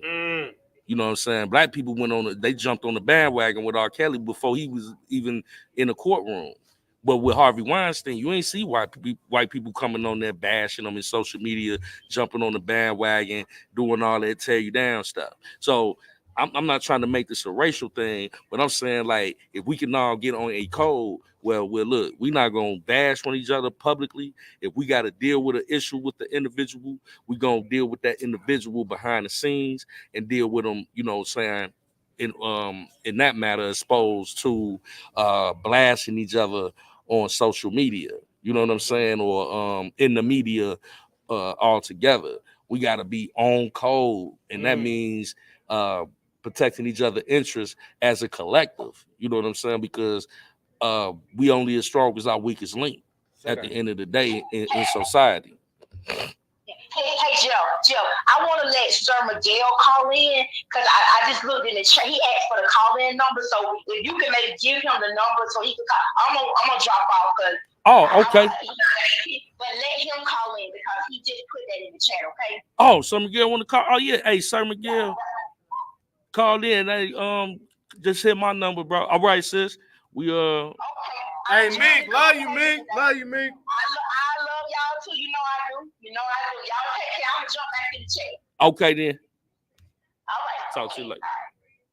Yeah, Sir Miguel, man. By all means, bro. Just hit my line, and I can put you on speaker, and we chop it up, bro. You know what I'm saying? As soon as you come in, I got you. But yeah. Hey, so what we gonna do is, man, we gonna play this motherfucker. Yeah, I'm sorry. Me and my cursing. We gonna play this video real quick. You know what I'm saying? Okay, and okay. I you know, Landscaping Looch, man. Landscaping Looch, man. That's my guy. Let's get it. Let's get to some landscaping, man. Professional. Man, 39th. Hey, low end was good, man. I rocks with Landscaping Looch, man. What? Yes, indeed. Yo, what up, bro? Low end, stand up for real. Kingpen the Crux show right here at New Business Entertainment. Let's go. Let's go. This BFA, she got a ring to it. Yeah. Genius, this genius.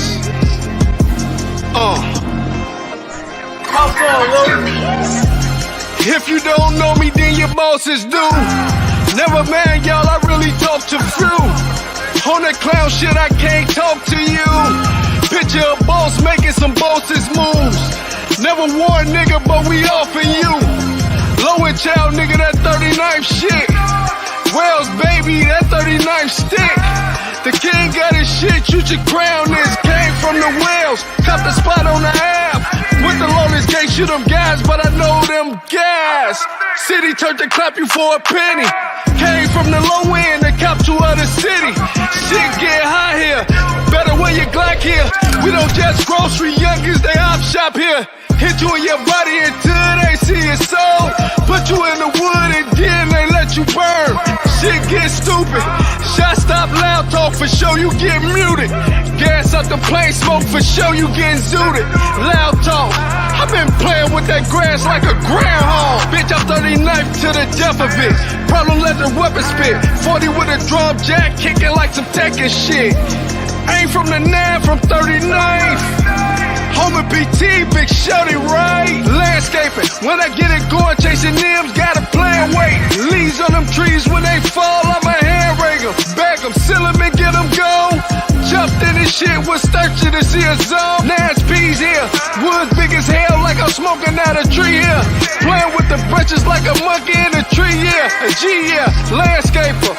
I play in the wild for that damn paper. I am 39. BFA shit.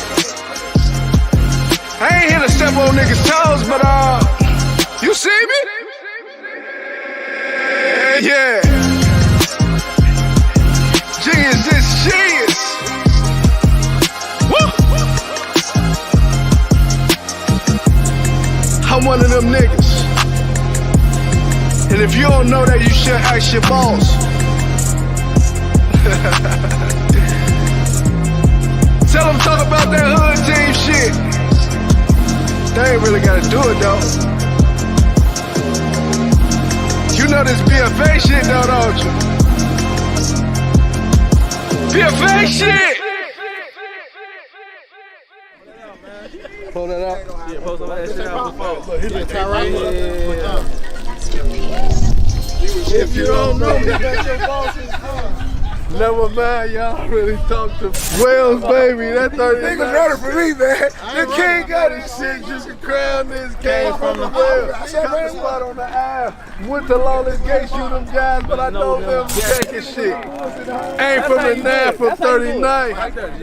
Homie PT up in shorty ride landscaping. When I get a nigga, got a clean way. Love family. I get your ass wet, bitch. I do this shit for real. What you playing with? Hey, that nigga took off. Hell, you don't know how to play bottles, man? You don't know how to play with bottles, man? My shit already low. My shit already low, so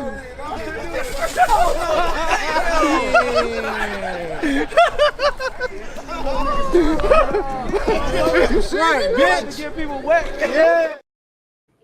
Hey, yo, we back, y'all. Again, it's the Kingpen, the Crux show right here. And no business entertainment, man. Kingpen spelled like KIGP.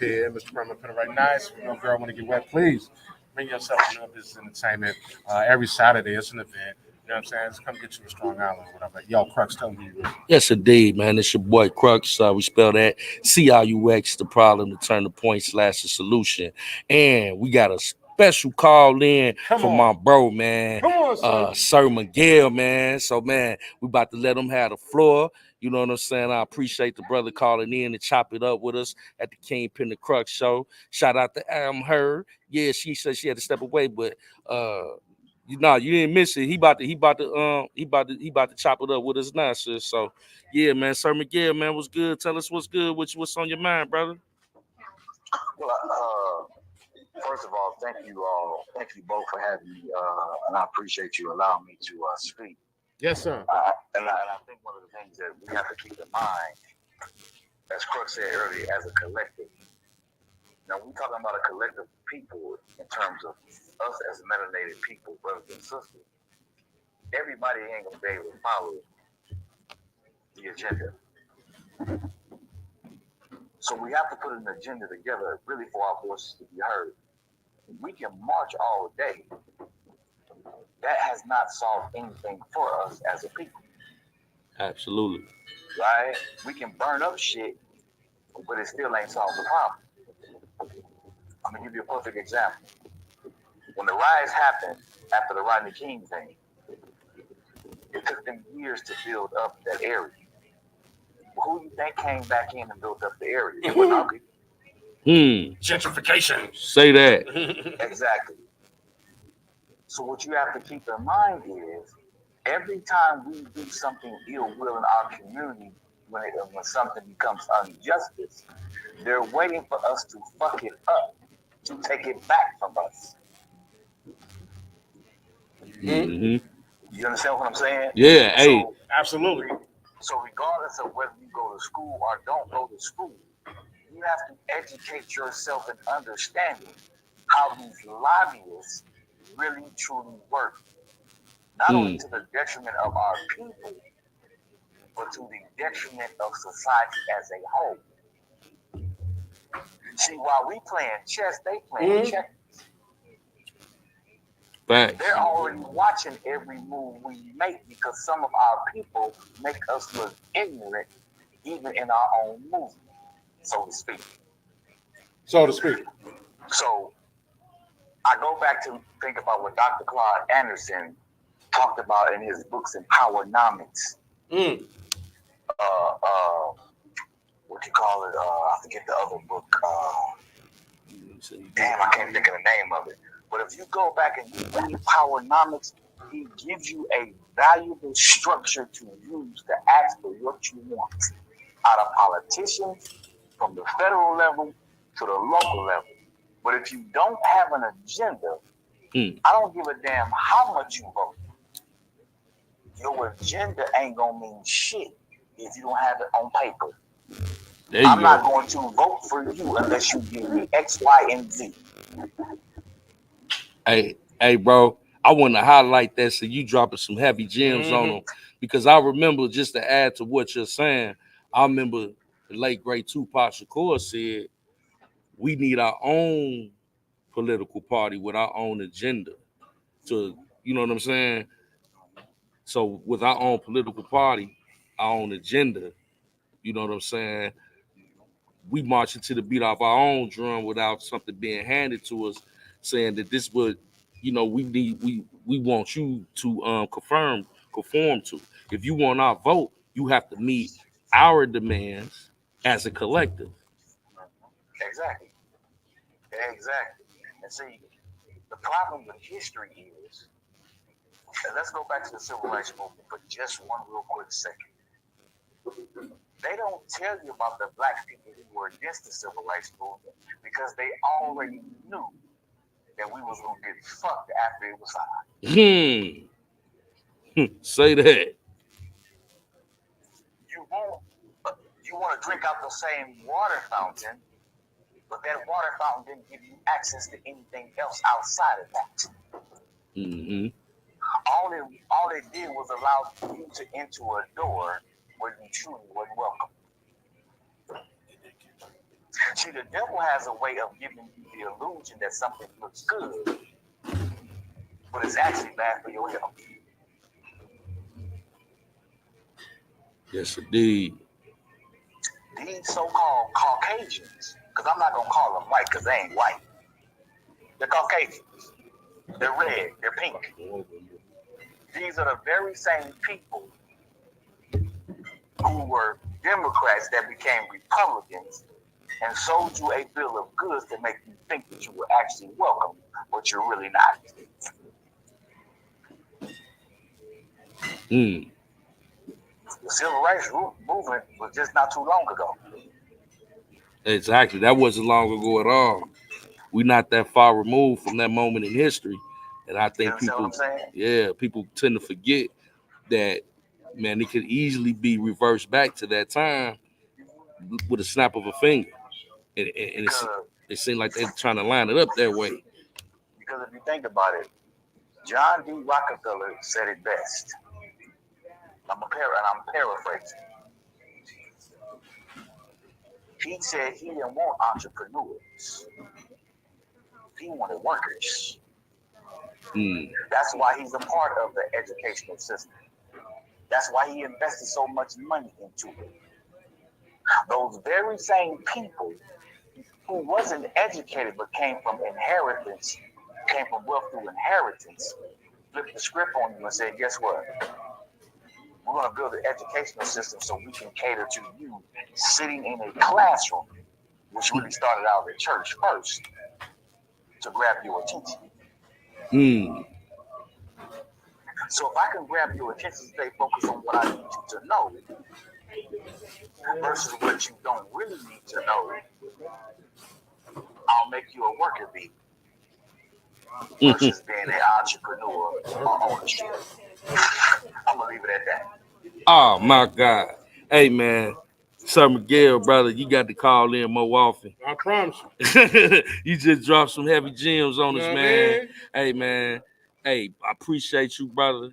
We probably gonna go a little bit over time and also while Sir Miguel's on the phone, I do want to say, man, he is from California, and that ties into our next final subject, man. Shout out to y'all in the West Coast, man. Kendrick Lamar pop-out concert on Juneteenth of all dates brought the whole West Coast together. In his first live performance since his beef with Drake, Kendrick Lamar took to the stage in Los Angeles on Juneteenth in a historic, electrifying evening filled with special guests, exhilarated fans, and continued jabs at his arch rival. The one-off concert titled "The Pop Out," Ken and Friends, presented by PG Lane and Free Lunch, was jam-packed with a long lineup of artists, mostly from LA and California, who performed in Lamar's hometown at the Kia Forum. From top to bottom, the entire event was a love letter to West Coast hip-hop culture, including a special performance from none other than himself, Dr. Dre. So, man, Juneteenth went up, man. Salute to you brothers on the West Coast. Very proud moment in hip-hop history. Just to see the unity and the love amongst all the different artists and a lot of the different people from different organizations take it to the stage in unison. That was amazing to view. So yeah, man. But yeah, Sir Miguel, we gonna get into the video, bro. Don't go nowhere. Don't go nowhere. But what did you think about that, man? That did you get a chance to view it?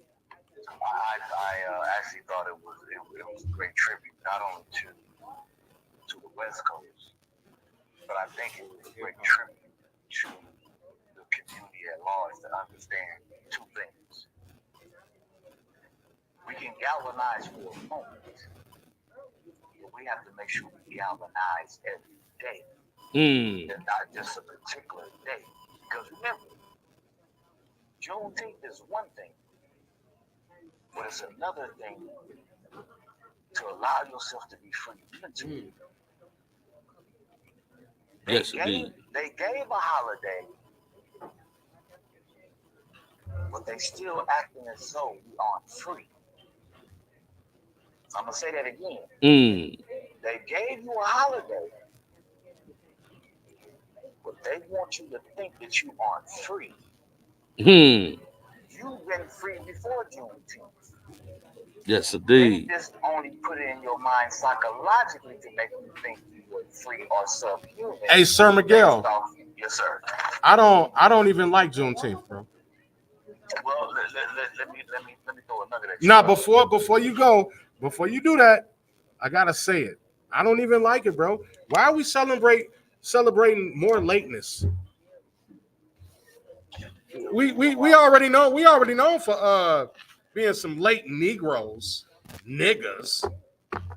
We gonna celebrate being late to the party again? That's how we moving? They only doing that to pacify us. I get it. Because certain grassroots knocking at the devil's door, which is the White House steps, where the devil really sits. Okay. See, if I can get somebody to sign legislation to make me feel good about my culture, then you're basically telling me I'm still ain't shit.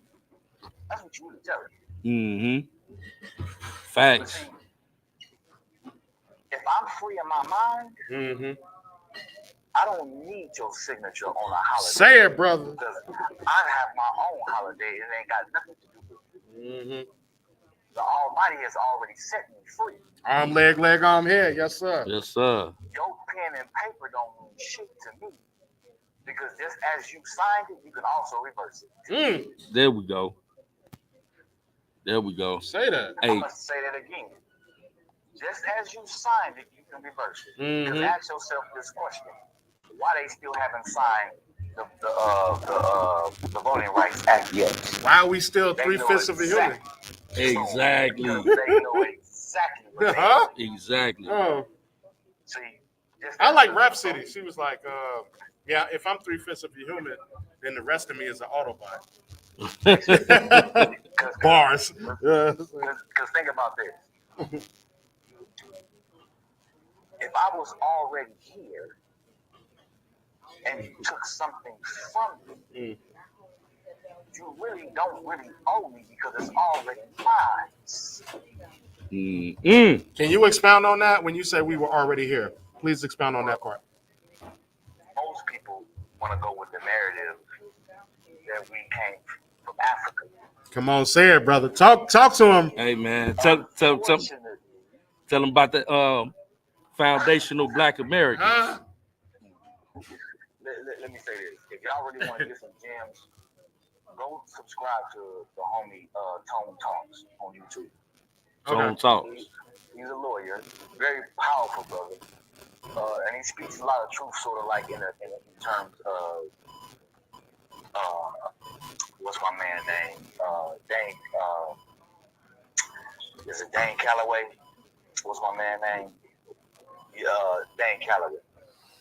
But what he does is he breaks everything down into its simplest terms where you understand that there are people of African slave descent who do deserve reparations.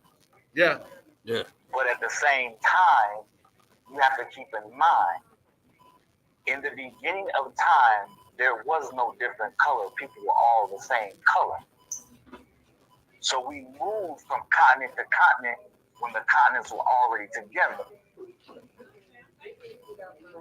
But people don't think about that.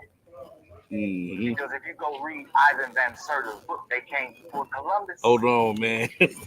No. I mean, hey, man. Hey, yo, you are speaking science though, for real. Yeah, man. That was, and I know we can't, cause we got an event. We got an event tonight.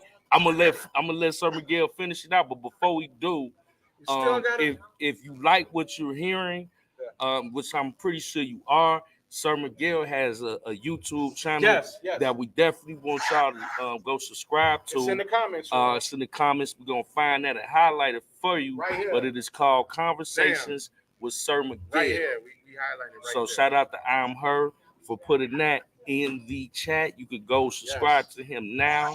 He has a channel that, man, drops all this knowledge. It's spiritual, very refreshing.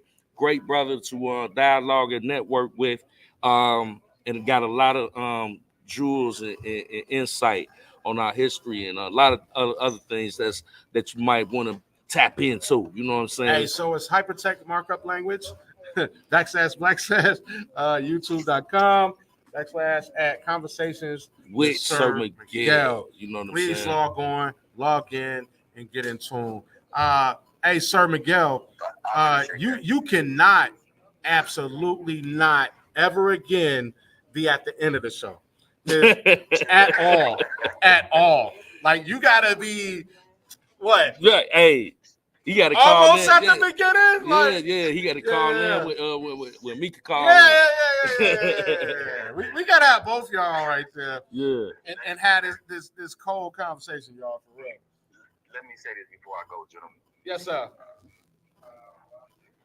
at the end of the day, it is an honor and a privilege to be around people who not only understand, but appreciate the substance that needs to be said. Because see, the problem is, when they try to erase our history and they want to go to their own history, what they're doing is they're downplaying the true history that was already created.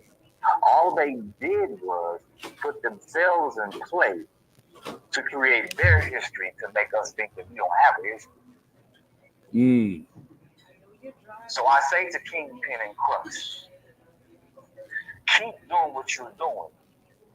Because not only are you valuable to opening up things for other artists in the Midwest, but you're creating dialogue for people to understand that the musical language not only speaks to the heart and minds of the people, but it sparks information for you to transfer to someone else so that their mind can be opened up to the real truth.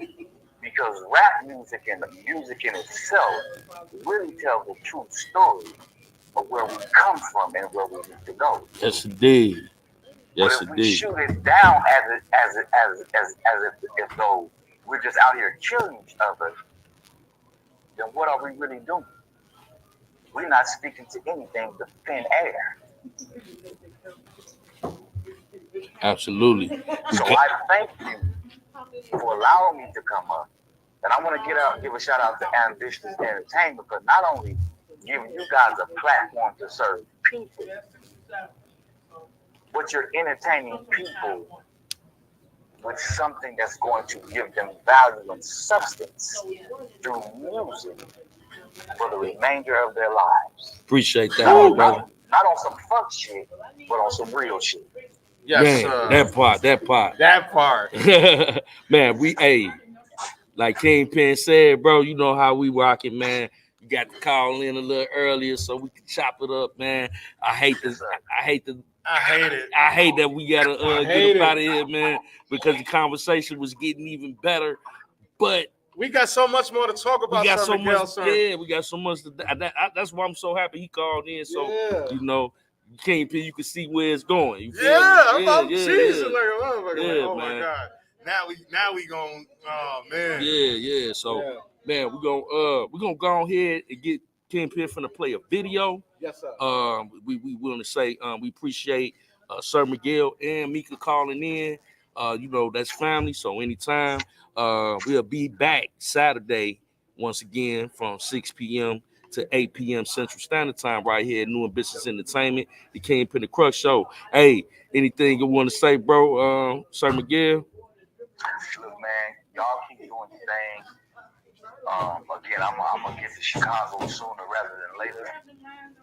Because I would love to sit down and break bread with you two brothers on the serious tip. But at the same time, man, don't allow Satan to knock you off your square. Because when you present something to the people, you're not only presenting knowledge, you're presenting something that will help save them for a lifetime. So for all of my people in Chicago, the surroundings area, continue to support Kingpen and Crux shows. Because at the end of the day, if we don't tell our story, who won't tell it for us? Hey, there it is right Say there. that. Hey, man, peace and blessings to the brother. Hey, Sir Miguel, we're going to chop it up shortly. They about to get ready to get the showtime in. We a little bit over time, maybe, so we're going to chop it up later, bro. Peace and blessings once again. Appreciate you, bro. Peace and blessings, man. Love y'all, man, and keep doing your thing. Love you man. too, brother. And Love you too, bro. And I'll call in early the next time. For sure. Yeah, man. Yeah. All right. All right, now. Peace and blessings. Later. Peace. Hey, man. Hey, man, that was amazing right there. Yes, indeed, All right, man. so before we leave, we got to touch on this. I got to play the video. We just going to get off into it. Let's go. It's Kendrick Lamar. Hold on, Drake. You ain't gonna say nothing else before, we continue to party? Yeah, okay. I'm gonna just need a moment of silence for this. I see dead people. Yeah. He did that shit. He guilty as fuck. Hey, Mustard on a beat, how Man, Drake is finished. Drake is finished, man. Kendrick Lamar actually got Dr. Dre to participate in this drama, man. That's some real messy work right there, man. Listen, man, shout out to Kendrick Lamar, man. Shout out to Dr. Drake, man. No shout out to Drake. Man, I'm running with this shit, man. I told you, man, every time Drake's look in the mirror and see his dumbass, he want to shit, bro. Every time Drake looking. Yo, we back, yo. Look, I ain't gonna. You know, I gotta do my funny, y'all, and I ain't really get to do my funny because there was a lot of serious topics going on, so we really couldn't be funny.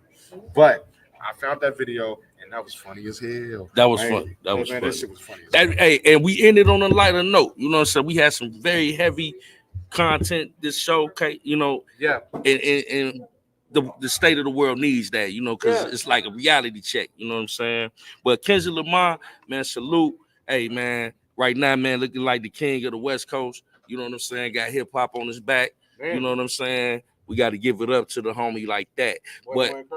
Man, Drake, I like Drake. I got much love for him as an artist, bro. You know what I'm saying? Them cats is millionaires. They gonna be all right. They're gonna be all right. They're gonna be all right, man. You know what I'm saying? All them got some big ass You know, Drake. While we reporting on it. Yeah, Drake, man, he might have lost the battle, but you know, his bank account says he won the war. You know what I'm saying? Kendrick won too, man. You know. Yeah, J. Cole got about the way early. Early as hell, like y'all can have that. All right, so yeah. We talking about these two guys. Yeah. I really do think I actually, outside of one song, I like Drake's songs better. You know what? I said I kind of agree with you. Outside of one song, I mean, sonically, yeah. You know, I would rather be riding down the street bumping that. Wait. I can't. I've been telling people get. I told I Am Her, I'm like, man, I do not like that record. I tried, bro. I tried to like it, but it just wasn't sitting well with me. I like, want to stand up for hip hop so bad. Yeah, but it's like dun, dun, dun, dun. Wait. Dun, dun, dun, dun. I'm like, oh, what? Are we doing this? What are we doing? All right, so when did the beef happen? All right. Kendrick Lamar versus Drake. How did we get here? And I think it's dude's graph started in 2011. Man, I mean, people had different starting points. And then we have a graph for you guys. Please take a look at the graph, and you can let us know where did it begin? How did it begin? And this is the actual graph of 2011 to 2024. Wow. I mean, hey man, it seemed like it been a lot of a lot of friendly competition over a course of time. Yeah. Because I think they said Drake was the one that put Kendrick on his first tour. You know what I'm saying? We got to flash this again because we flashed it a lot. Yeah. So they were. I thought when I first heard that they were beefing, I thought it was a joke. I was like, man, they friends, bro. Like, nah. You know what I'm saying? It's probably just a publicity stunt. But once I start to hear the records, I'm like, oh, these cats are serious. Oh, they serious. They really don't like each other. I'm like, whoa. You know what I'm saying? One more than the other. Yeah. One more, clearly. Clearly. Right. Hey, Kate. In my Stephen A. voice. Clearly. Kendrick. Yeah.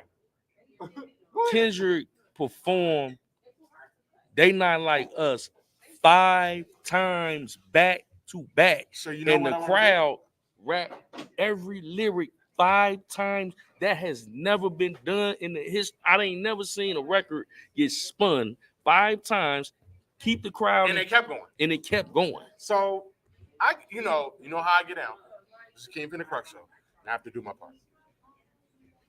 We're gonna play it. Mustard on a beat, how deep, bro. Any rap nigga, he a freak, though. Man down, call an Amber Lamb. Tell him breathe, bro. Nail a nigga to the cross. He walk around like, what's up with these Javoni ass niggas trying to see Compton? The industry can hate me. Fuck them all in they mama. How many op really got? Mean it's too many options. Finish fast on his body, I'm John Stockton. your ass and hide the Bible with God watching. Sometimes you gotta pop out and show niggas. Certified boogie man, I'm the one that up the score with him. Walking down, whole time I know he got some pulling him. Extra shit, bully that throwing him. Say Drake, I hear you like I'm young. You better not ever go to cell block 1. To any bitch that talk to him and they're in love, just make sure you hide your little sister from him. They tell me Chubb's the only one that get your hammy down. And party at the party playing with his nose now. And Baka got a real taste, why is he around? Certified lover boy, certified pedestal. Stop, fuck him up. I'ma do my stuff. Why you pulling like a bitch, ain't you? Trying to strike a chord, and it's probably...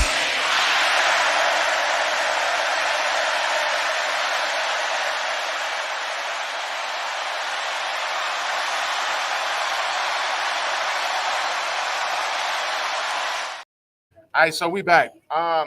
For real, we are the Blues Brothers of hip hop in Chicago. We have a podcast.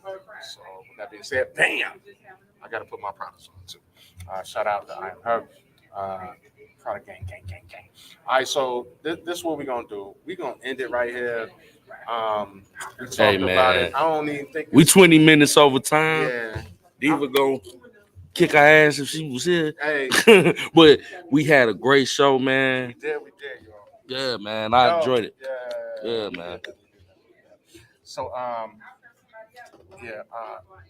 gotta say thank you for tuning in. We actually prepared a show for you guys.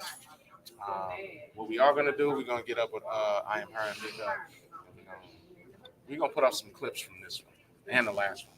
This one in particular, it's kind of dope. You know what I'm saying? We didn't do nothing extra. We had the USB joint. Everything my wife gave me to do. From the laptop to the mic. Salute you. So yeah, it's Kingpen and Crux show. You want to say some goodbyes right there? Hey man, I want to say appreciate everybody that came through in the chat. Appreciate Mika and Sir Miguel for coming through on the call in. You know what I'm saying? I Am Her. You already know. April Showers, DV Wow. You know what I'm saying? White Girl Connected, LLC. Peanut. You know what I'm saying? Beatrice came through. You know what I'm saying? Anybody that I forgot, charged it to my heart, not my mind. Yeah. You know what I'm saying? But yeah, man, I want to say thank you, everybody, man. Catch us next week. Same bad channel, same bad time. Peace and blessings. Peace and blessings. Hey, yo, again, it's the Kingpen. This is Crux. We actually do a good show, y'all. It's only a matter of time for the whole world get in tune with what we be doing. We're going to do these, I'm telling you. And I promise you, to everybody in the chat, we got to get together and talk about these clips, y'all. Can we get a group chat and talk about the clips from this show? You know what I mean? Let's talk about this show in particular and what we did. You know what I'm saying? What we could do is just go ahead and get our YouTube on and all that. You know what I mean? And Spotify is going to go crazy as well from the clips, y'all. You know what I'm saying? And I definitely want to get our Spotify on with Mika on that joint. And also, man, sir, you did that. Salute to you. You know what I'm saying? Shout out to my son. It's about to go down, y'all. Summer gonna be over with so quick like that. And he got a little thing he got to do with CTA and all that. You know what I'm saying? Internship and all that shit. You know what I'm saying? We on the fast track, bro. We on the fast track, and he's like the test dummy. So after he's done and all that, JR Crux is up next. So, you know what I'm saying? I'm going to make sure of that.